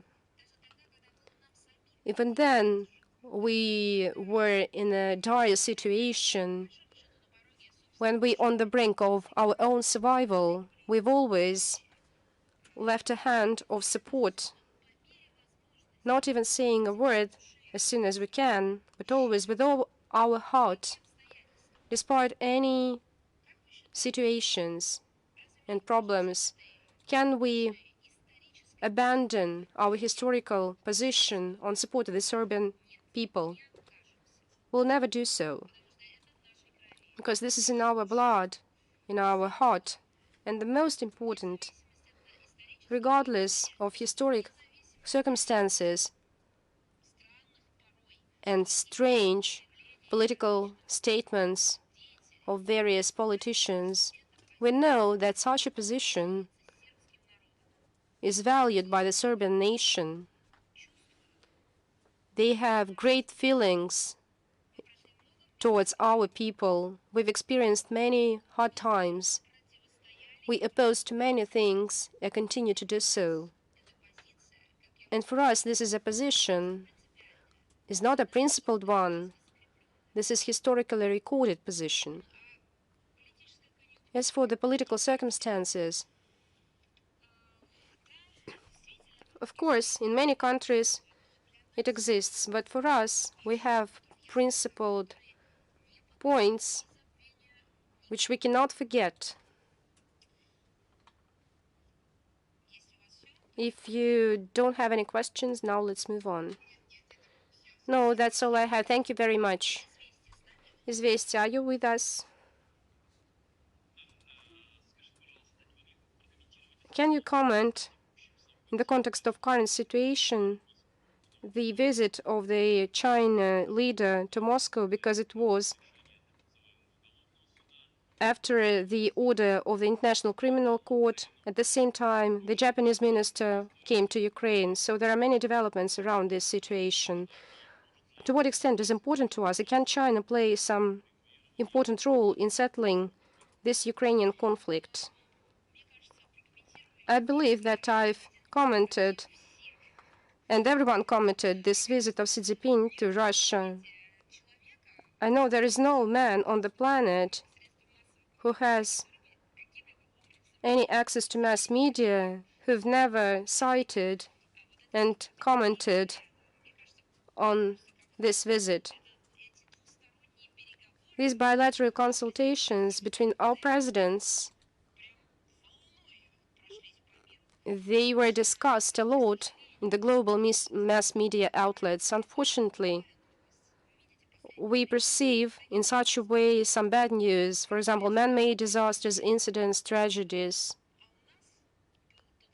And we had a positive pretext which formed a good, constructive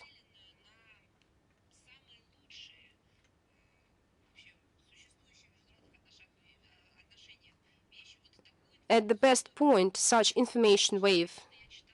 Of course, I've read many strange things in the foreign media. Someone tried to ignore such negotiations. They said that they are insignificant. Someone vice versa said this is a beginning of confrontation of Russia and China. I've read a lot of things. Of course, you have the point when you are saying that the scale of such information range even blurred any attempts to interpret it otherwise, rather than the targets which were formulated and implemented in the framework of these negotiations. The state visit of Xi Jinping to our country, of course, is a key, central, main political event of the year of the Russia-China relations. The decisions adopted at the summit will have significant importance for strengthening the Russia-China strategic ties to build up interstate cooperation. During the negotiations, the presidents of Russia and China outlined the main areas for developing bilateral political dialogue and cooperation in practical terms. The Russia-China agreements in political economic areas, as well as approaches of the two countries to settling, addressing huge international problems are reflected in the joint declaration on deepening the relations of comprehensive partnership and strategic cooperation. We also focused on activization of joint work in energy, agriculture, science, technical sciences, transport, humanitarian, and tourist exchanges. We focused on the formation of establishing sustainable and secure financial investment mechanisms. These will be included in the plan for the development of key areas of Russia-China economic cooperation up to 2030, which was recorded in the separate joint declaration. According to general estimates, the Russian-China ties have reached the top level of in their history and continue their progressive development. The relations between Russia and China is not a military alliance, the same as in the Cold War.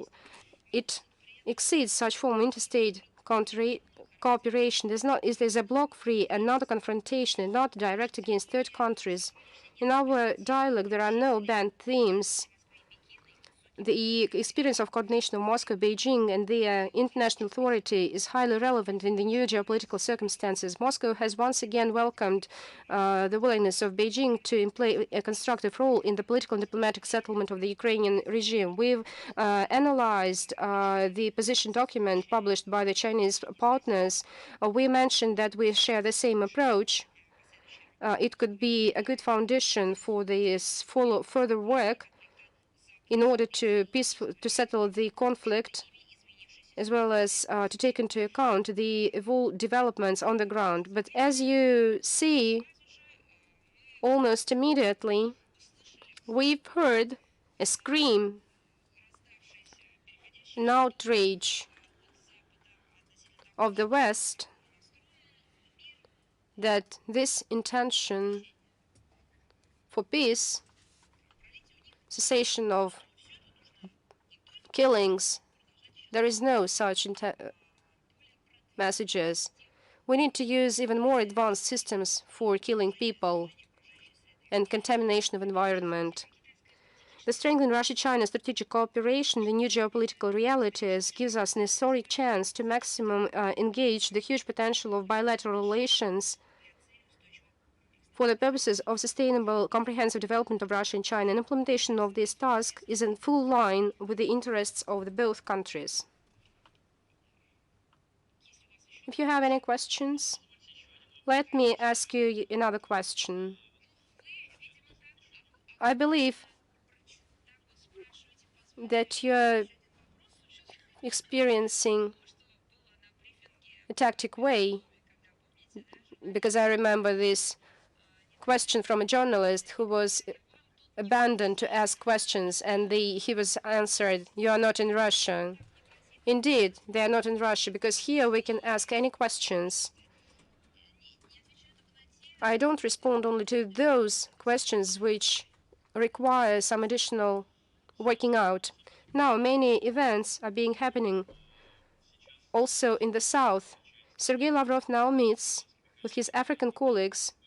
Recently, we visited the African Parliamentary Congress. The summit Russia-Africa was denounced to be held in St. Petersburg. So there are a lot of events now. Can we say that now there is a turn to the south, to Africa, It's a global turn, as in the Soviet times. As you know, I'm not confident. I think it will be advisable to say, if not mention the multifaceted foreign policy. It would be reasonable to say if we had not disrupted ties before. But this is not true. Indeed, we disrupted this great contact with a number of regions of the world because of developments in our country. The country was changing, everything was changing in Russia, and it required consolidation of resources of all possibilities and potential at the new level. And when such internal processes of growth, when they were concluded, new foundations of our cooperation started to build.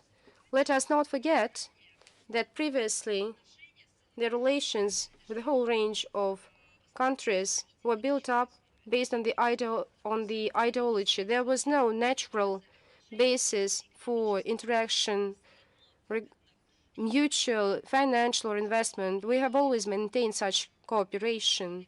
They were always relevant, and these countries always felt our backing.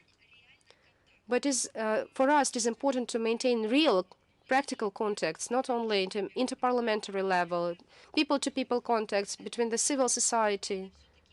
Then we lacked, I believe, despite huge support our country rendered to the countries, in particular to the African continent.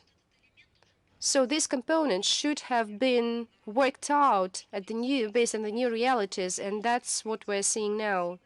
Active work of Russia on the African track is a significant component of the whole range of measures taken by our countries to develop constructive cooperation with a whole range of countries who hold an open, balanced foreign policy guided by common sense, guided by national interests, and of course, in line with the international law, indivisibility of security with its UN central role.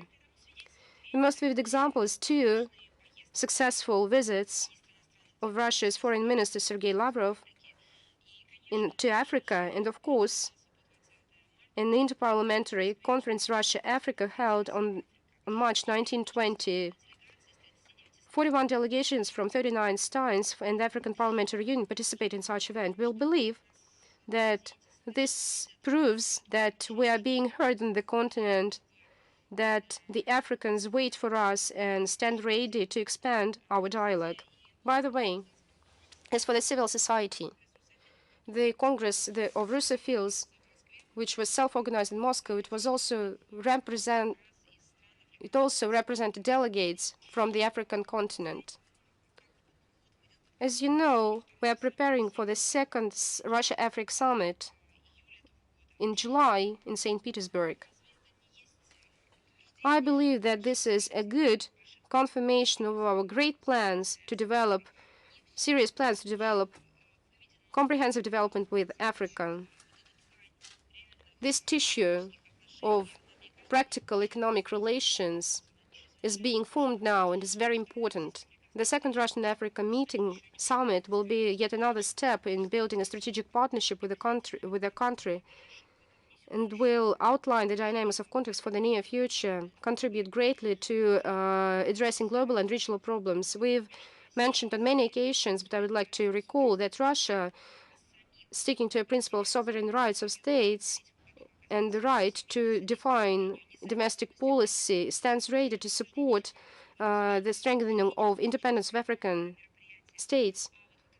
Political part of the program will be devoted to such issues. As the economic area, we will discuss the themes of developing of our trade and economic ties, especially working out new logistical chains and independent system of financial payments.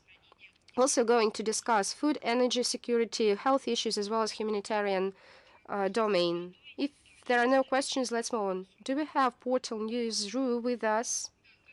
Good afternoon, Maria Vladimirovna. Good afternoon. You've touched upon the subject from visit from China. President Putin declared, following the results of negotiation with the head of China according to the peaceful plan, can be taken as the basis for the settlement process in Ukraine. So what proposals do we have? Can we expect that the Ministry of Foreign can start to discuss with Ukraine such issues? Can we say that Ukraine is a broker in the future negotiations? I would like to say I've already commented this part by answering the previous question. I would like to draw your attention when you are talking about the further work on the China's proposals. You should not forget that they were abandoned to those addressed to. Together with our friends, we've even discussed in detail these points. When the West screamed that they don't need such a plan, the situation is another, and we need to supply more weapons. It has nothing to do about the peace. Everything will be decided on the battlefield that Russia should defeat. So that's why they're screaming a lot. Now let us, in completion, let's supply to Kiev shells with depleted uranium. So how can we discuss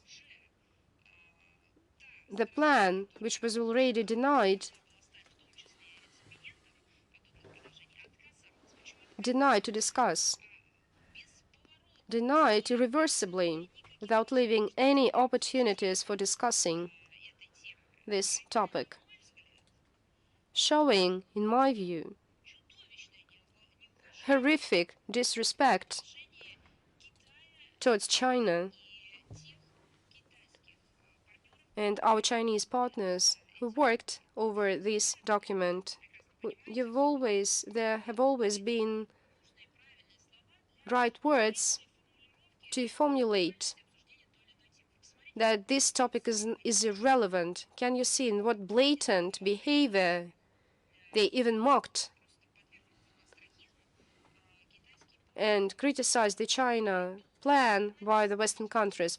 Political scientists, journalists, leaders of foreign affairs, the leaders of countries, heads of states.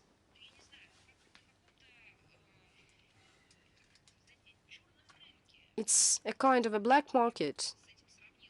I would compare to this word. They were screaming, mocking, and show disrespect to these proposals. So this is the level of their education, the level of decline in their relations to diplomatic profession, to profession of a diplomat. We voiced gratitude, expressed gratitude to China publicly for such manifestations of their intention to become peacekeeper, broker, or moderators. Now that's the question to the Chinese country, to China, how it sees itself. We've always highlighted that we are grateful to all those who advocate peace in order to make the broker contribution to the possible settlement. We've heard different ideas. We've set up a kind of a contact.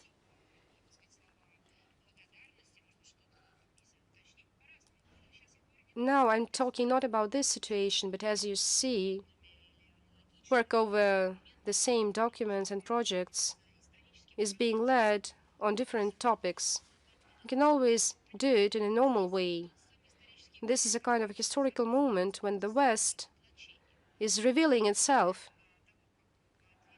when two great powers voice the words on constructive cooperation and effective cooperation, peace and stability. They declare the need to supply more weapons. So this will lead to new sacrifices, victims, and new bloodsheds. The media has publications that Turkey stopped the transit of EU West sanctioned rather commodities to Russia after the pressure on Ankara from the West. Are there any negotiations with the Turkish side on this subject? I have touched upon this topic on the 16th of March.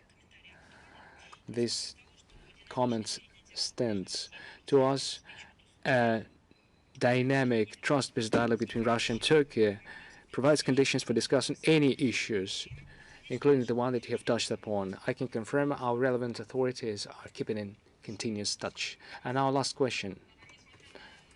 In spite of Baku and Yerevan's announced commitments to the peace process, there are still tensions between the parties. In fact, they grow. Does Moscow believe that the Azerbaijani-Armenian issue reached a deadlock? Yes, indeed, we are concerned by the growing hostile rhetoric and growing number of incidents in Nagorno-Karabakh, the lack of readiness on the sides to search compromises to address the Lachin corridor situation. To us, there is no alternative to a peace process. We reaffirm our commitment and reiterate our position. We call upon the parties to show restraint in actions, rhetoric, to restore negotiations on the Azerbaijan-Armenia normalization, unblock transport communication, limit their borders, prepare a peace treaty, hold meetings between community activists and parliamentarians. Thank you. There is a frequent question, well, in fact, a very frequent question, how do you assess the West's involvement, the EU's involvement in the normalization? The moment they appeared, massive issues surfaced. Using the guise of the words of peace and the propositions of peace. In fact, we see in practice a situation totally different from the rhetoric of the West. Another small color of this general picture. Antony Blinken today said that soon Baku and Yerevan might sign a peace treaty to Moscow. How far this possibility is? Let us comment on things that have happened. As to possibilities, many do so willingly. But we proceed from the assumption that effect must take place firstly. Then one would comment on it. We are open to comments, but so far there is nothing to comment on. May I ask a question? Who is asking? Pavel Panov of Uraru. Yes, please. Today, the Secretary of State, Antony Blinken, said that the U.S. administration intends to prepare a strategy for the Black Sea region, including economic and political components. What is the take of the MFA on this? Who said Antony Blinken in the MFA? Who said the Secretary of State in the of the United States? I do not see you. I do not hear you very well. The Secretary of State of the United States said that the U.S. administration intends to prepare by June a strategy for the Black Sea region, including political and economic components. So he did not disclose the details, but what would be the response of the Russian MFA? This is something we cannot discuss now, because even if the Secretary of State, he himself, never disclosed the ideas that he presented, we cannot comment on this too. Previously, it wasn't considered that the United States is a near Black Sea coast state. Maybe in their thinking they have changed something, believing that the Kiev regime provided them such an option. In our understanding, however, they do not reach the Black Sea. On the other hand, we saw multiple attempts of the United States to invent plans for the regions of the world they are not presented, neither historically nor actually. I can hardly recall any practice of the recent years or decades with a positive result, but we are theorizing. There is nothing to comment on because the United States has not yet sensitized their own public on this subject. The moment you have news, call us, we will give updates. Moskva, Baku, are you with us? Moskva, Baku, are you with us? Yes, we're here. Considering the announced visit of the foreign minister of Iran, it is an important topic as far as the importance attached by Russia to the Caspian region, to the north-south transport corridor. What are the prospects for Russia, Azerbaijan, and Iran? We attach great importance to this format between Russia, Iran, and Azerbaijan. It has already gained wide reputation and prominent stance for coordinating joint initiatives in economy, transport, energy. It was originally initiated by the president of Azerbaijan, Ilham Aliyev. Hopefully, this cooperation will contribute to mutually important ties between our countries and create conditions for stable transport infrastructure, including the international transport corridor north-south, which is essential for both boosting the trade turnover between the Troika and also to ensure the uninterrupted transit for the three states. We hope that in the near future we'll be able to reach a consensus on the agenda and the time frames for a tripartite meeting. We are, on our part, ready to contribute to this. Another couple of questions. Some time ago, the Azerbaijanians who used to live on the territory of the current Armenia sent a letter to the Armenian authorities, suggested that their return is negotiated. How can you comment on this proposal, and what are the prospects within the peace process between Armenia and Azerbaijan? It is my understanding that similar statements were made by the Armenians to return to the territory of Azerbaijan. This topic is rather sensitive, as you are aware. It is to be considered within a dialogue between the parties, primarily in the context of the reconciliation of the two nations. The Azerbaijan-Armenian normalization builds on the set of agreements on the highest level. Encircling the humanitarian aspects, the main focus is to ensure the consistent implementation by Baku and Yerevan of all the provisions enshrined by this agreement. And our last question, on the 20th of March, on Monday, the Speaker of the Armenian Parliament, Alen Simanyan, said that after the recent visit of the CSTO Secretary General of the Republic, Yerevan still believes that the organization leaves the region. And this visit did not change anything. The CSTO does not undertake anything, and this statement was made on the same day when the top Armenian diplomat was in Moscow, and in the follow-up of negotiations.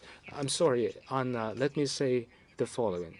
Yes, indeed, we have heard recently from the Minister of Foreign Affairs of Armenia his immediate remarks on the subject of the CSTO presenting their official stance. The individual is authorized to make such statements. I would like also to mention that the text and the video of this statement is available on the MFA website. It was confirmed that the issue of the CSTO mission to Armenia is in the pipeline. It is the first most important topic. The second one, the more political officials, the more interpretations, the more opinions to draw attention of the public to them themselves. It isn't the first time that I hear a question, what does CSTO live in Armenia phrase mean?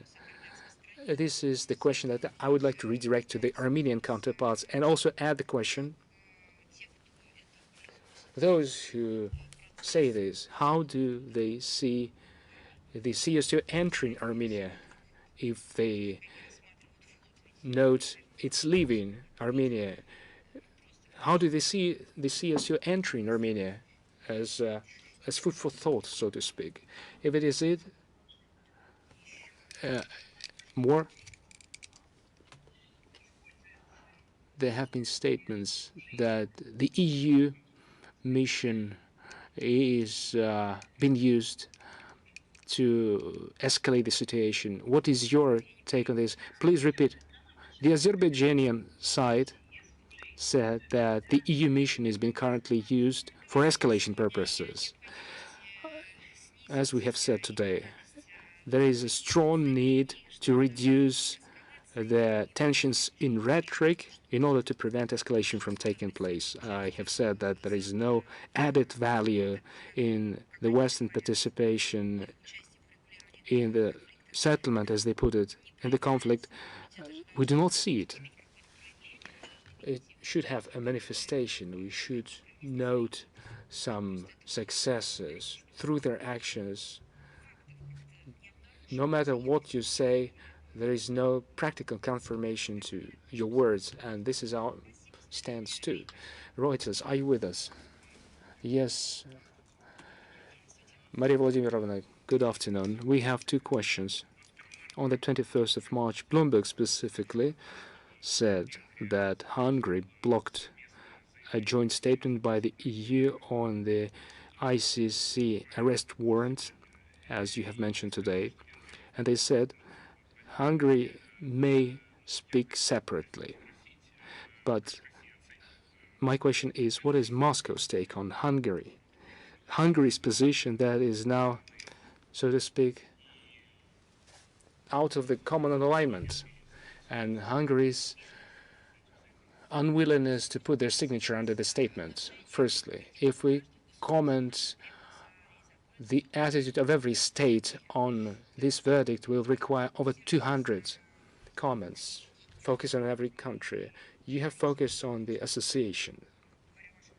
Using your terms, Hungary is misaligned with the EU. What about the African Union then? The ASEAN, SCO, CSTO? Is it kind of patronizing approach to other regions of the world? You can hardly allow this to happen as a representative of Reuters. Probably you didn't mean this.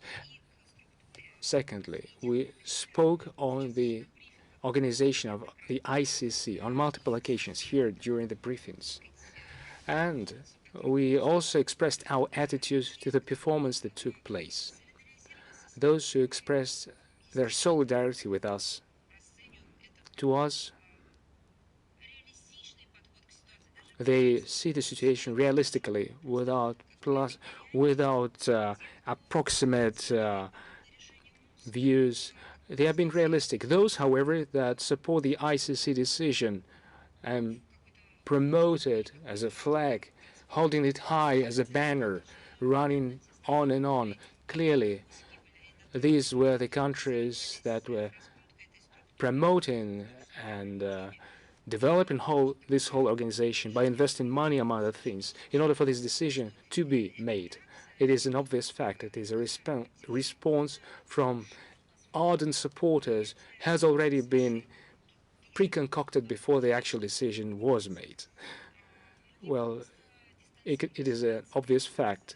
Many, however, dissociated themselves.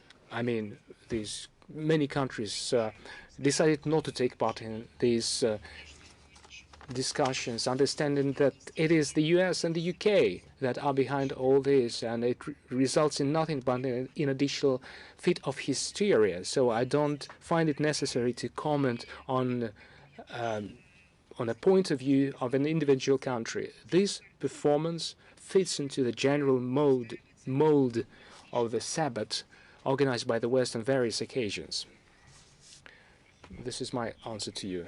Our second question is, you have partially answered it when our Serbian colleague asked, I would like to ask you about the agreement that has been concluded with the mediation of the EU between Serbia and Kosovo. It specifically mentions that Kosovo is to contribute, or rather facilitate, the creation of the association of Serb municipalities, whereas Serbia would not prevent Kosovo from being integrated in international institutions and organizations. Serbia and Kosovo conflict has been regularly there on the agenda of the briefing. How effective can this agreement be? Will it result in any tangible outcomes? 10 years ago, the EU signed on this same subject another agreement, or a proposal, to be more precise.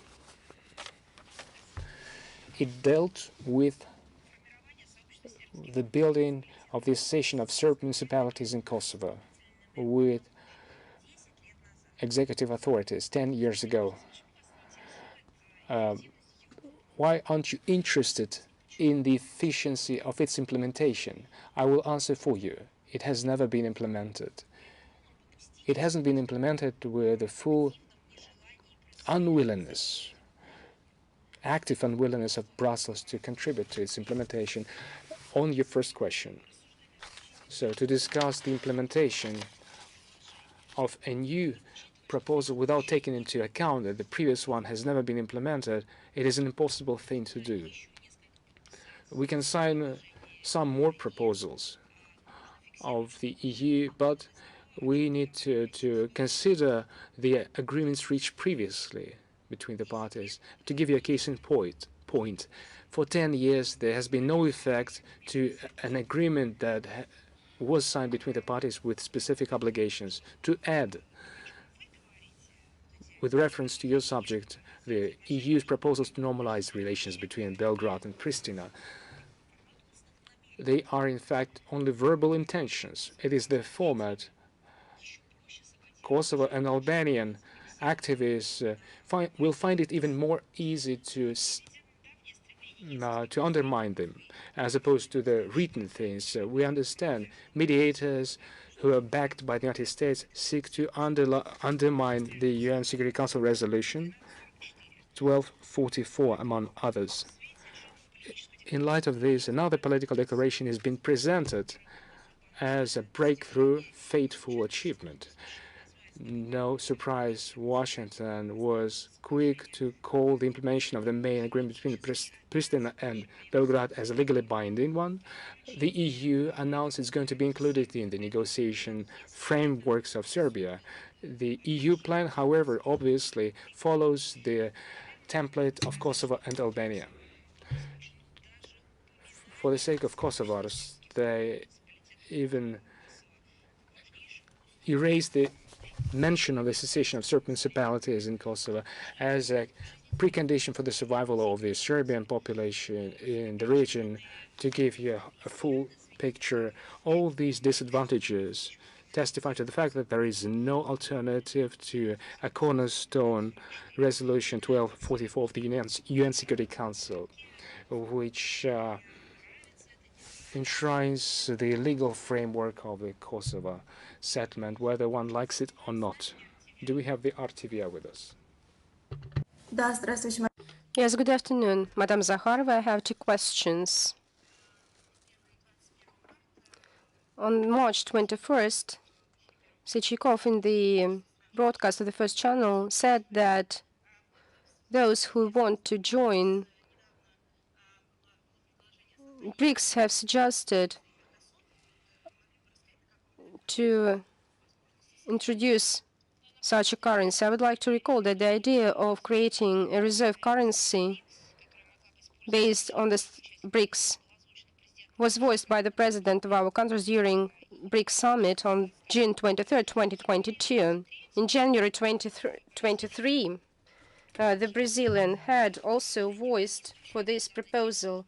Would not exclude that that the upcoming meeting of the meeting in the South Republic, this initiative is sent for the future. It provides an expert working out in the five-party format, because the creation of national currency instruments, it's a complicated process. Anyway, the issues on payment mechanisms are in our focus attention of the currencies of unification. The current situation in the world finances, which we've talked a lot, the use by the West of dominance of dollar to secure competitive advantages and pressure.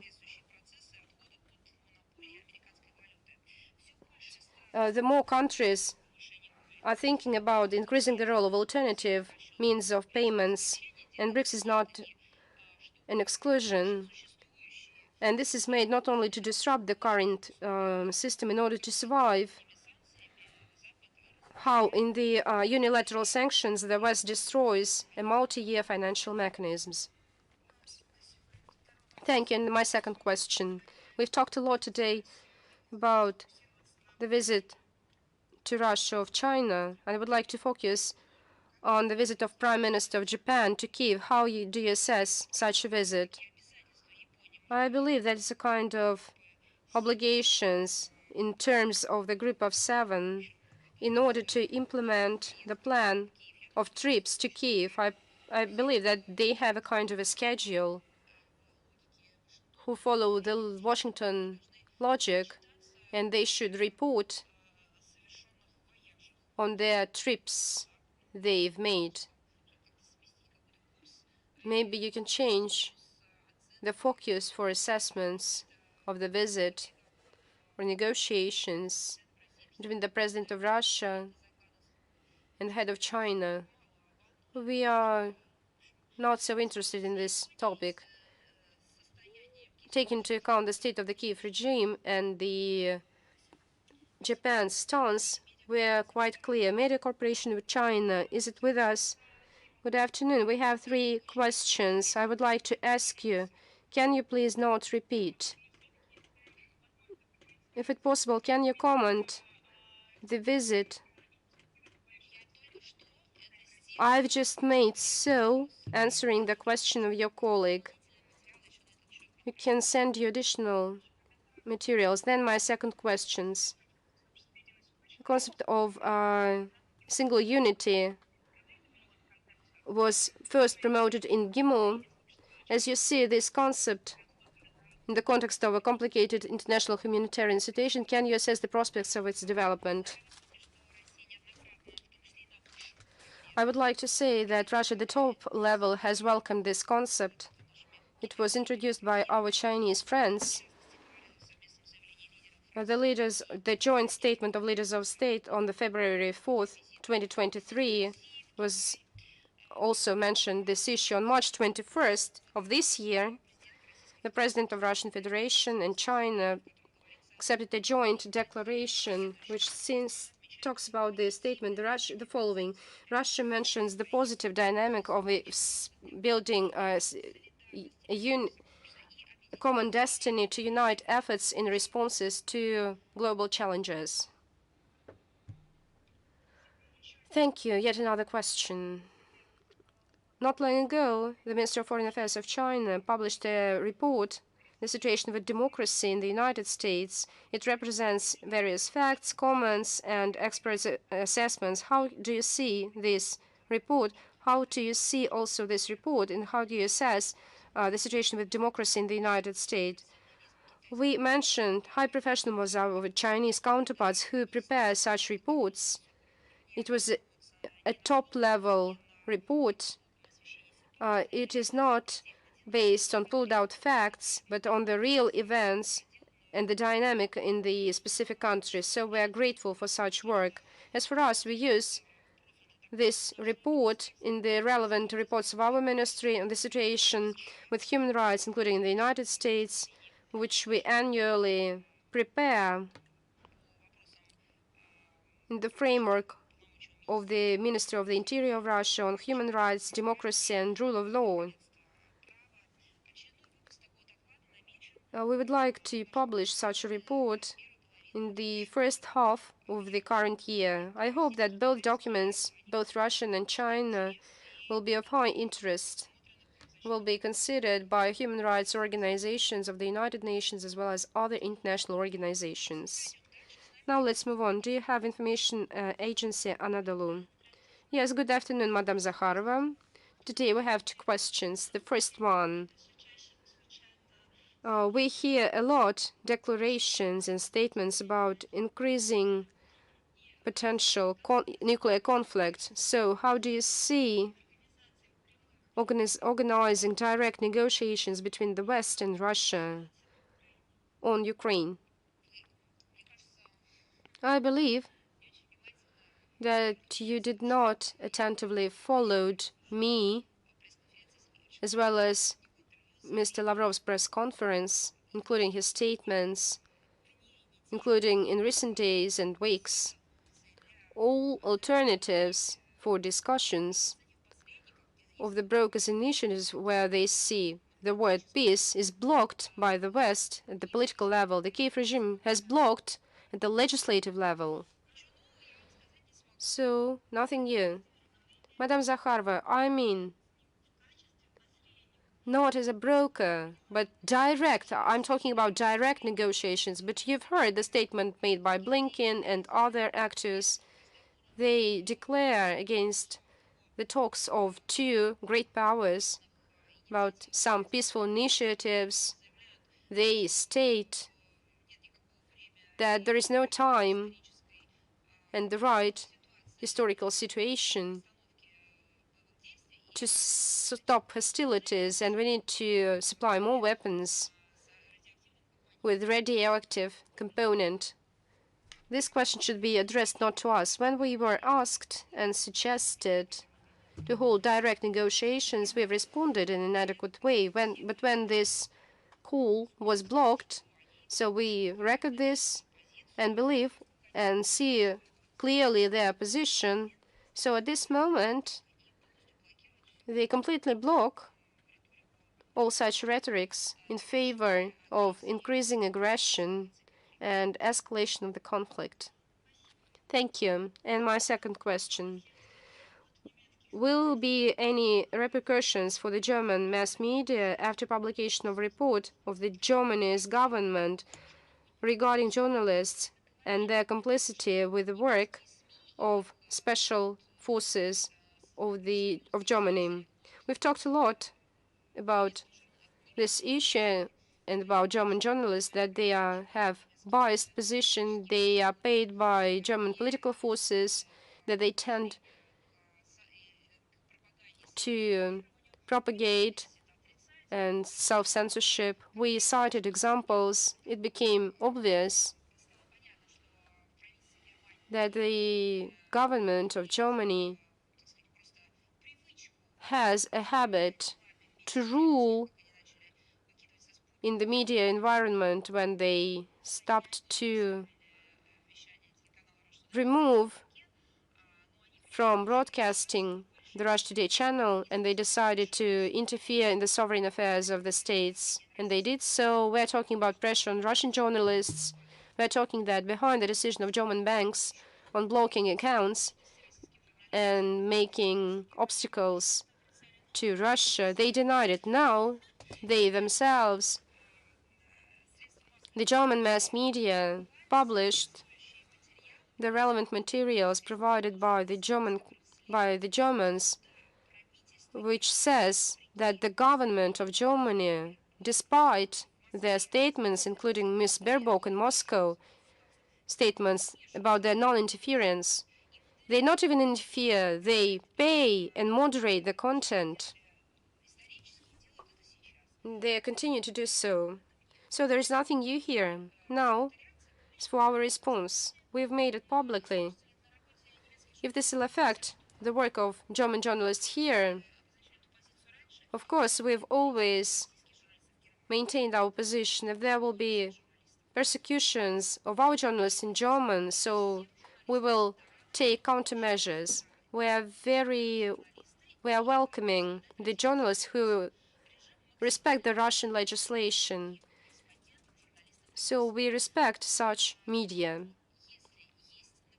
If there are attacks on Russian journalists in some countries, if the relevant governments do not make attempts to protect journalists, including Russian, from such attacks or participate in such anti-Russia campaigns, so we will take countermeasures.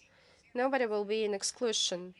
We stand ready to settle all the issues in a constructive way, but if we see a wall, as we did with German on several occasions, we heard lies from Madame Baerbock in Moscow, who said that they have nothing to do to mass media.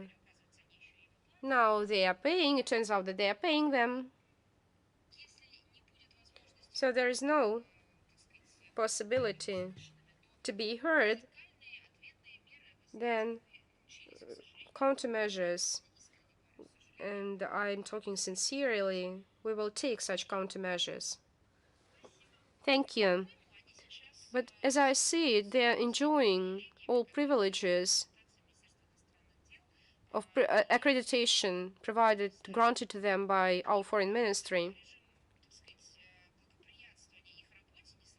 And the regime which promotes their work, it's incomparable with what is felt by experiencing our Russian journalists in Germany. Moscow Post, we have 3 questions. The first concerning the interaction with China. Of course, we know that in the framework of the recent negotiations, the issues of military and technical cooperation has been discussed. Of course, there are reasons not to publish such information. What can you say about what had been known before negotiations? What was cooperation between Russia and China in this area by the beginning of this year? Military and technical cooperation is being commented by the relevant bodies, the Defense Ministry and the relevant organizations responsible for military and technical cooperation. We have such agencies in Russia. So we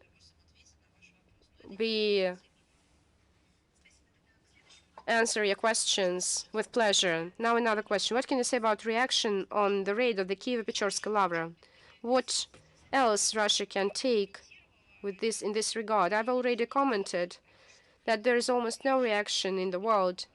We believe that this reaction should be much more strong and will touch upon representatives of any confessions. This is a law. It's not designed by me.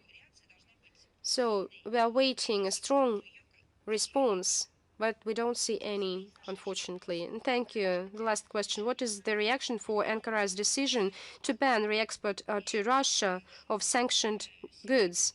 Today, I would like to repeat, I've already commented, our relevant agencies maintain close contacts with their counterparts on this issue. Thank you. Is Verielk with us?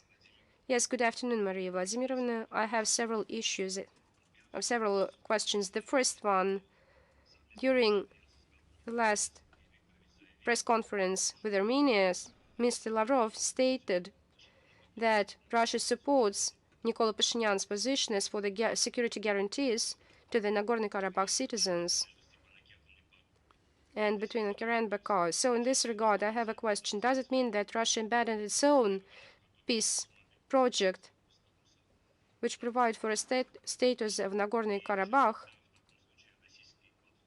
And what is then Russia's approach to settlement? How it will differ from a settlement project promoted by the United States and European Union, which aim to oust Russia from this region?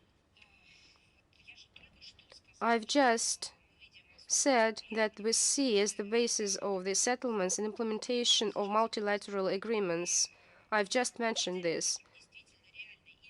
We've always seen in this a realistic way out, and I would like to reaffirm this once again. As for the European Union, I've already mentioned, if there will be an added value, if there will be no provocative actions against any party, if there will be any tangible results, we will see then. Now we see quite the opposite, and we treat it as the opposite, as the lack of any result, as well as any positive dynamics, and like, unfortunately, the destabilizing element on various areas. This is not just a political assessment, it's an assessment on the ground. Let's continue this conference. Mr. Lavrov also said, I would like to mention, you were talking about the Russian project. In fact, there is a trilateral project. Each country made a lot of initiatives. This was a great synergy of work of the three parties for a unified result. So I would not say that it's just exclusively a Russian project. It was a cooperation, interaction, as an example, as it should be, with all disputes and defense of national compromises and search for halfways. So I would say that this is a collective position of three parties. At this conference, Mr. Lavrov, talking about Nagorno-Karabakh citizens' rights, he mentioned the agreement, and he said that it's not so difficult to implement, and everything will depend on how reasonable those who implement such agreements will behave. As for the rights of the Serbian Serbs in Kosovo, these rights were not implemented. The rights of Serbs in Kosovo has been systematically violated. They do not implement any trilateral statement. Taking into account all these facts, how Karabakh conflict can be settled, or maybe it will pursue a destiny of the Minsk agreements. I would like to say that we have trilateral agreements. And the second thing, we need a political will, existence of a specific plan and desire to implement it in practice. That is the path to success for everyone.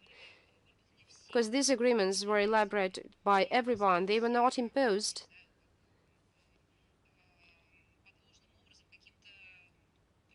They were not concocted in a fake way. They were elaborated by everyone. As for the non-repetition of the Minsk agreements, we believe that the parties have reaffirmed the relevance of trilateral agreements. I would like to recall that the Kiev regime throughout several years has trumped up pretexts not to implement the Minsk agreements. And then it said that such agreements are irrelevant, adding that it's not relevant for the current authorities. And we've recorded such a fact,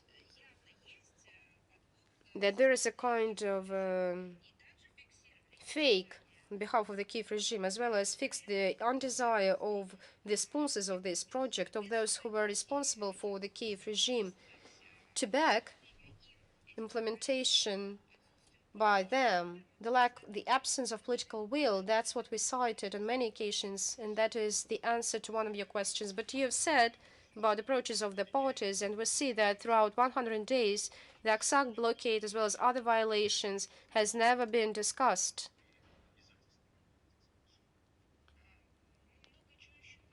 We are experiencing and witnessing many more things.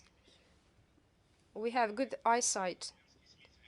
Madame Zakharova, the Iranian, the mass media said that the Russian soldiers were injured at the border. There was even an official statement that they had medical help, care. As for Russia's intention on the shells by the Azerbaijani of its military on the internationally recognized Republic of Armenia, and the continuation, is this incident is a result of Baku's impunity in this context? Or maybe I can also cite the death of the helicopter pilots. This information is provided by our defense ministry. I think we should wait for the results of such an investigation. As soon as we have them, I can comment on them. As for the reaction, strict, soft, please recall, keep in mind our conversation. I mean the response of a top level, at the level of the relevant ministries. It was reaction to various incidents and so on and so forth. There is a small but important nuance. Бывает не только. Reaction may not only be public. I mean, there is an ongoing dialogue. Don't think that unless it is said through a mic, it is never said through a phone conversation, eye to eye, during the exchange of notes. It isn't what you think. With our friends, partners, counterparts, we practice various ways to communicate ideas on various issues. Another question, if possible. Yes, you may do anything. Free to do. Thank you so much. Today you have said the CSTO mission that it isn't me who said about this. I mean, the ministers mentioned it during the meeting. In this context, there are a lot of discussions in Armenia. Is it possible for the CSTO to deploy their mission in Armenia together with the EU mission? During the press conference of Lavrov and Mirzayan, the parties have mentioned the CSTO mission deployment is in the pipeline. It is something they have said. They are foreign ministers involving many hours of negotiations, followed by which they've made such a statement.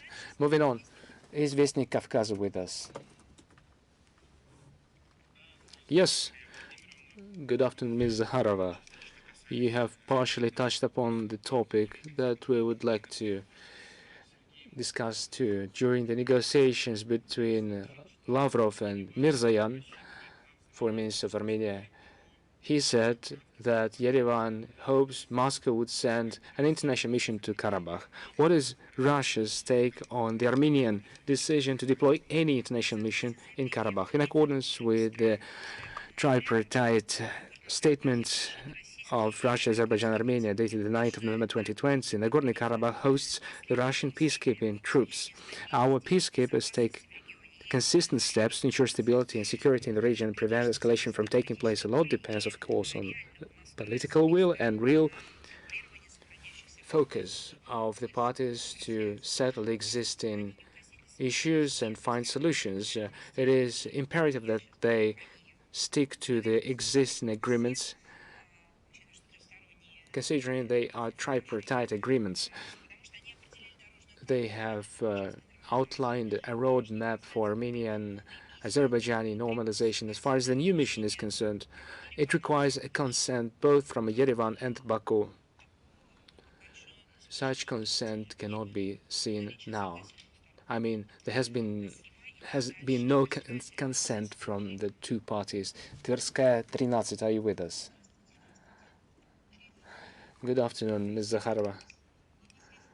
The head of the Russian Investigative Committee, Alexander Bastrykin, believes that Russia should establish an international court of justice similar to the International Criminal Court in The Hague or similar to the European Court of Human Rights.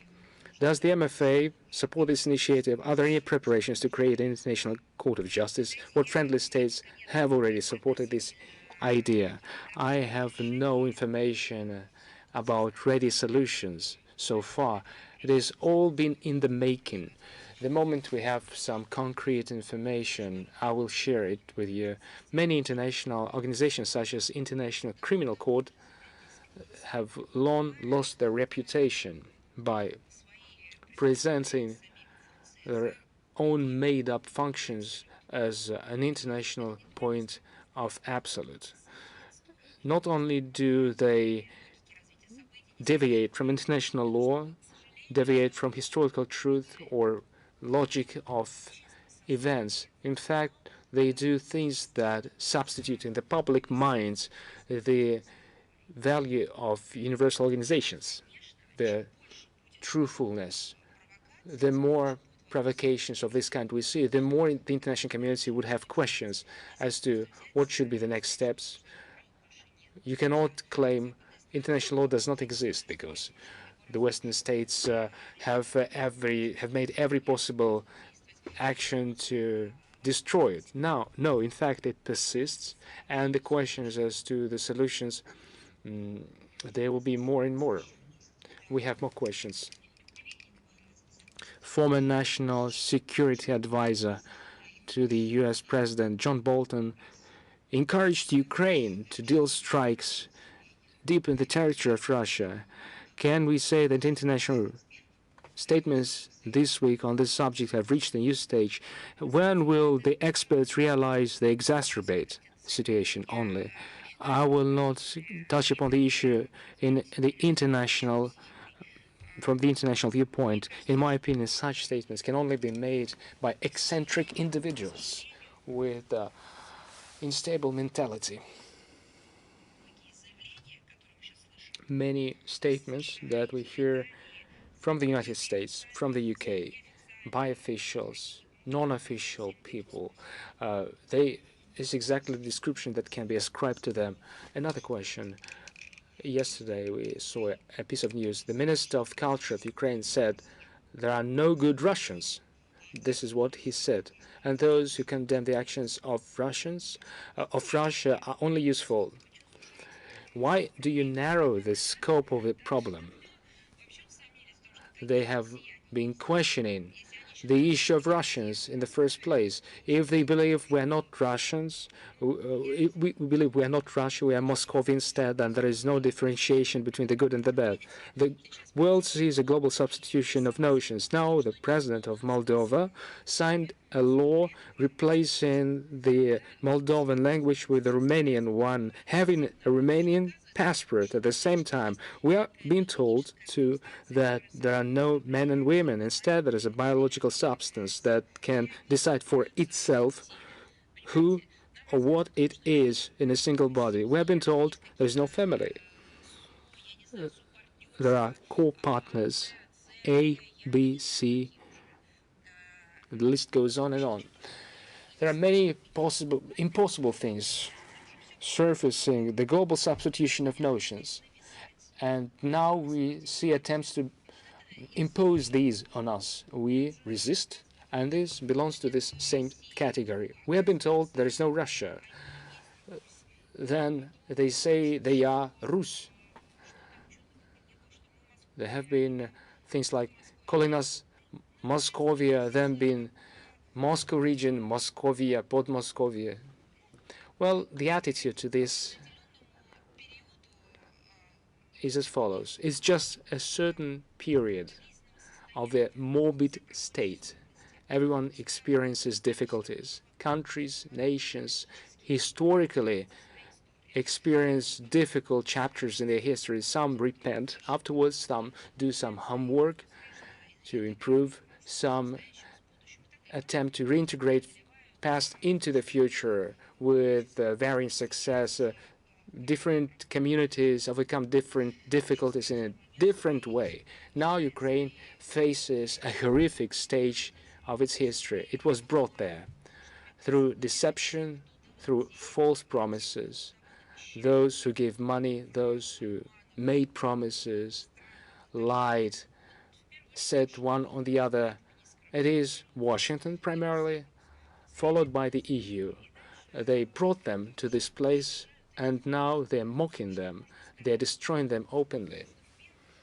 What we can say here is that our prime task should be to see the truth, to reveal the true nature of this process, to register them, document them, because sometime after, hardly will anyone believe in the nonsense pronounced from high podiums by the leadership of Ukraine. In fact, they are nothing but a regime in the bad sense of the word. They are nothing but a political gathering, meet up. It is important that this historical moment is documented for the sake of future generations, to prevent them from making these same mistakes, to prevent them from selling their sovereignty, prevent them from selling their historical memory and conscience, from selling their ancestors, selling themselves for a small coin in exchange for these promises that the future life with ample things is more important than the respect of the former generations. Is the Pakistan TV channel with us? Yes, good afternoon. Maria Vladimirovna, do you copy? It is night here. I'm in Yakutsk. Today we saw the end of the second day of the climate conference here. In addition to reports, there were words of gratitude to you for the support, for organizing a large-scale conference. Thank you. My question is on a different subject. On the 23rd of March, today, Pakistan celebrates its national day, the Pakistan Day. Pakistan and Russia have made a lot of diplomatic work to create friendly relations, to ensure mutual understanding. Today, Russia and Pakistan have a constructive political dialogue. How can you comment on the relations between the two countries in 2023? What wishes do you have to the people of Pakistan on the occasion of the national holiday? I would like to congratulate all the citizens of Pakistan on the Pakistan Day. I wish you peace, success, and well-being. Pakistan is a prominent foreign political partner of Russia. Our relations are valuable as such. We maintain regular political dialogue. We fruitfully interact on Afghanistan. Moscow and Islamabad have similar positions on the majority, if not all, international regional agenda issues. We systemically extend our cooperation in multilateral fora, such as the UN, the SCO, and bilaterally too. We stand ready to strengthen our trade economic ties and looking forward to early implementation of joint and energetic initiatives. And thank you very much for giving a high praise to our mediation or in organizing civic society organizations, or rather events. Scientists who arrived and organizers who arrived pronounced these words.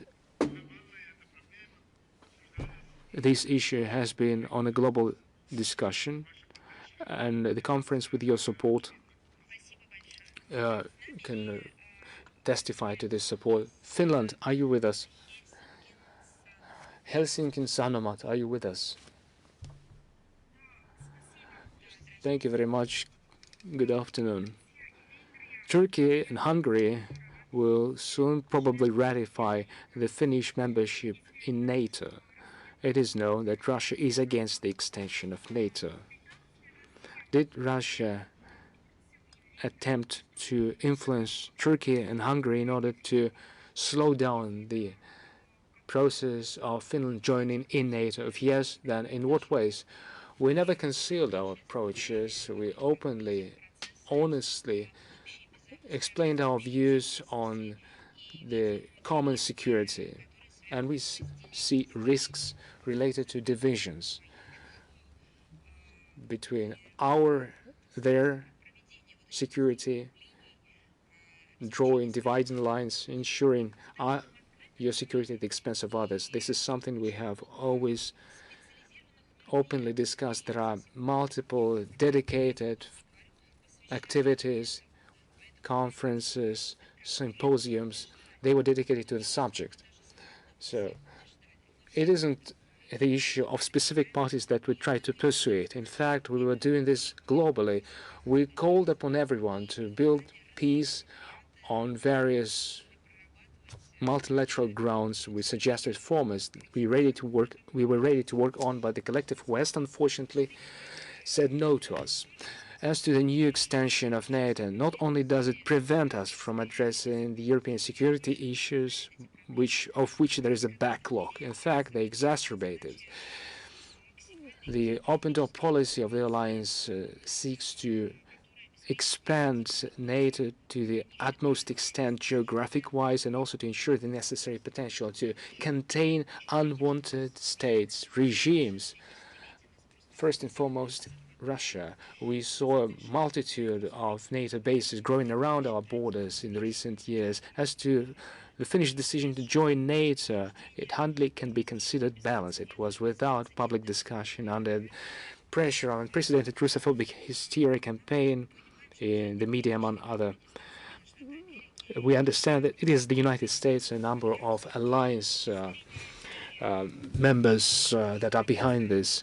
Neither assurances of Russia to build common security nor our proposals on this subject, nor the absence of any hostile intentions with regard to Finland, nor the long history of our neighborliness and mutually beneficial ties did convince Helsinki to maintain the policy of military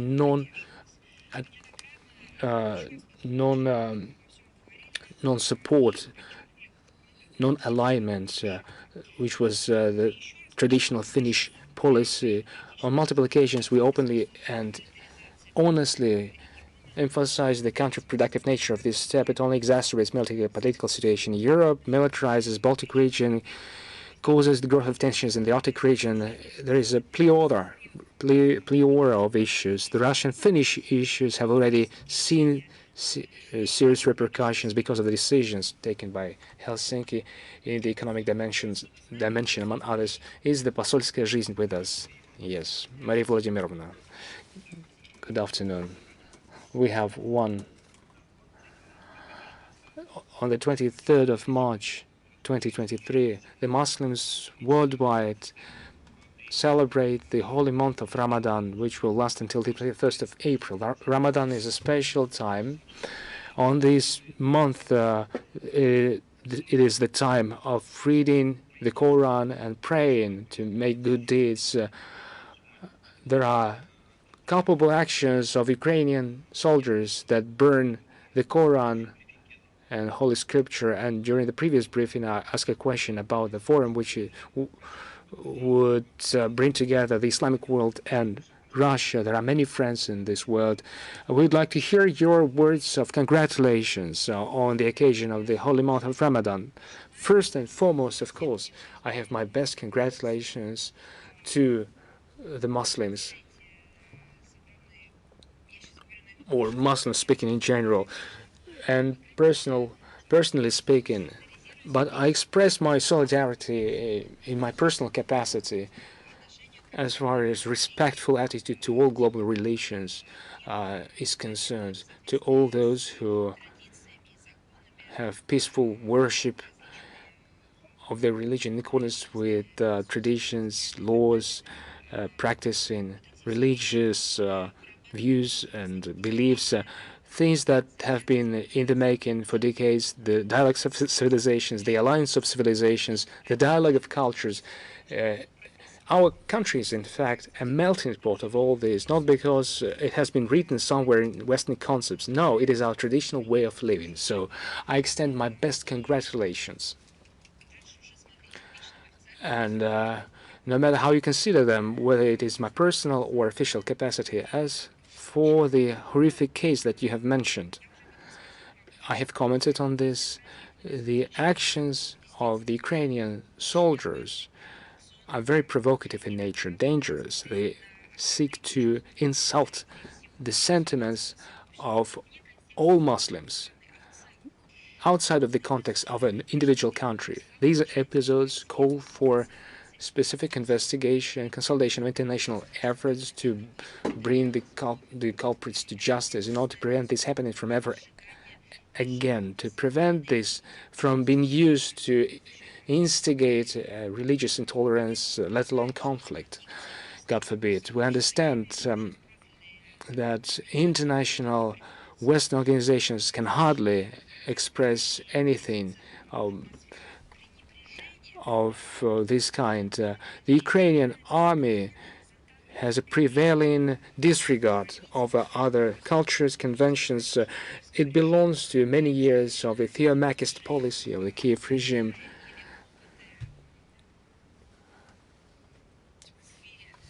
Атеизма. When atheism are used, this is not the question of atheism or developing of the civic state. This is humiliation of those who confess various beliefs from political and religious.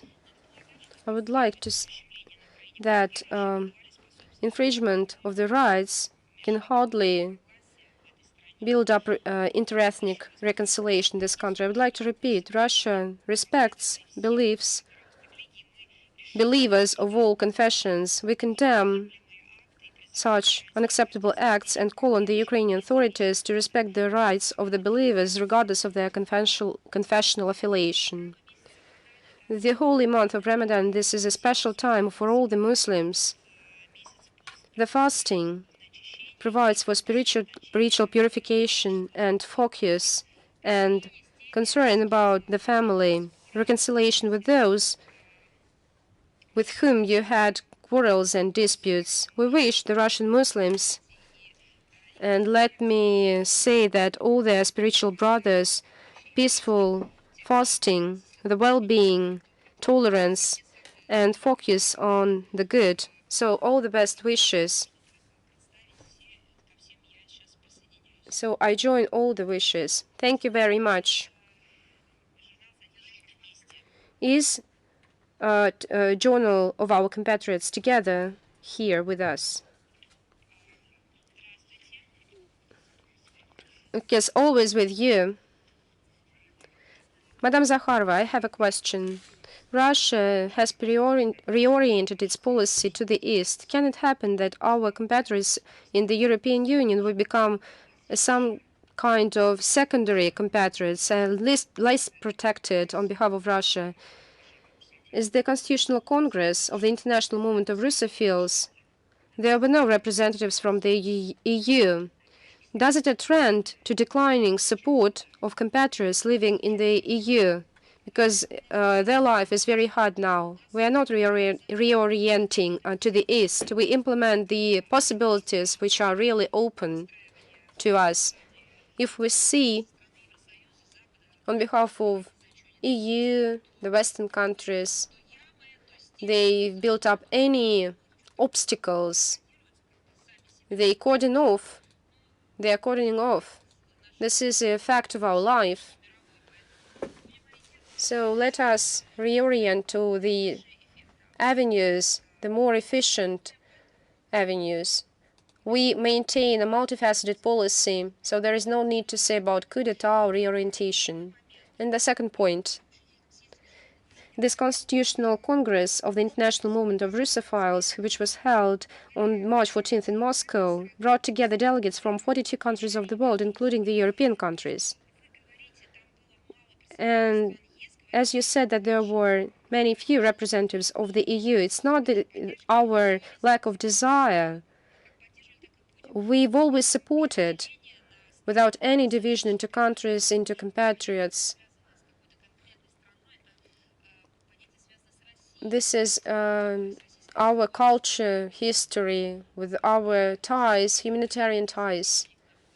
No matter where our compatriot, this is the second issue. This means that this is exactly the EU countries who affect and influence the people, the same approach and attitude to the Chinese and other representatives of other confessions we see. And they are opposing to this. As for Russia, Russia has always supported its compatriots, and this link will never weaken, I will assure you. So that's why the initiators of the movements have never tasked to allocate any group of activists. They are striving for interaction with all stakeholders, whether it's foreign citizens or Russians living abroad, a whole range of participants. I believe that they're just starting their way, and I believe that it is the question to them in terms of organization of the program. We are supporting, helping upon the request. If we receive a request for help, and we will do so. Thank you very much. I wish you all the best. I wish you welfare. See you next time.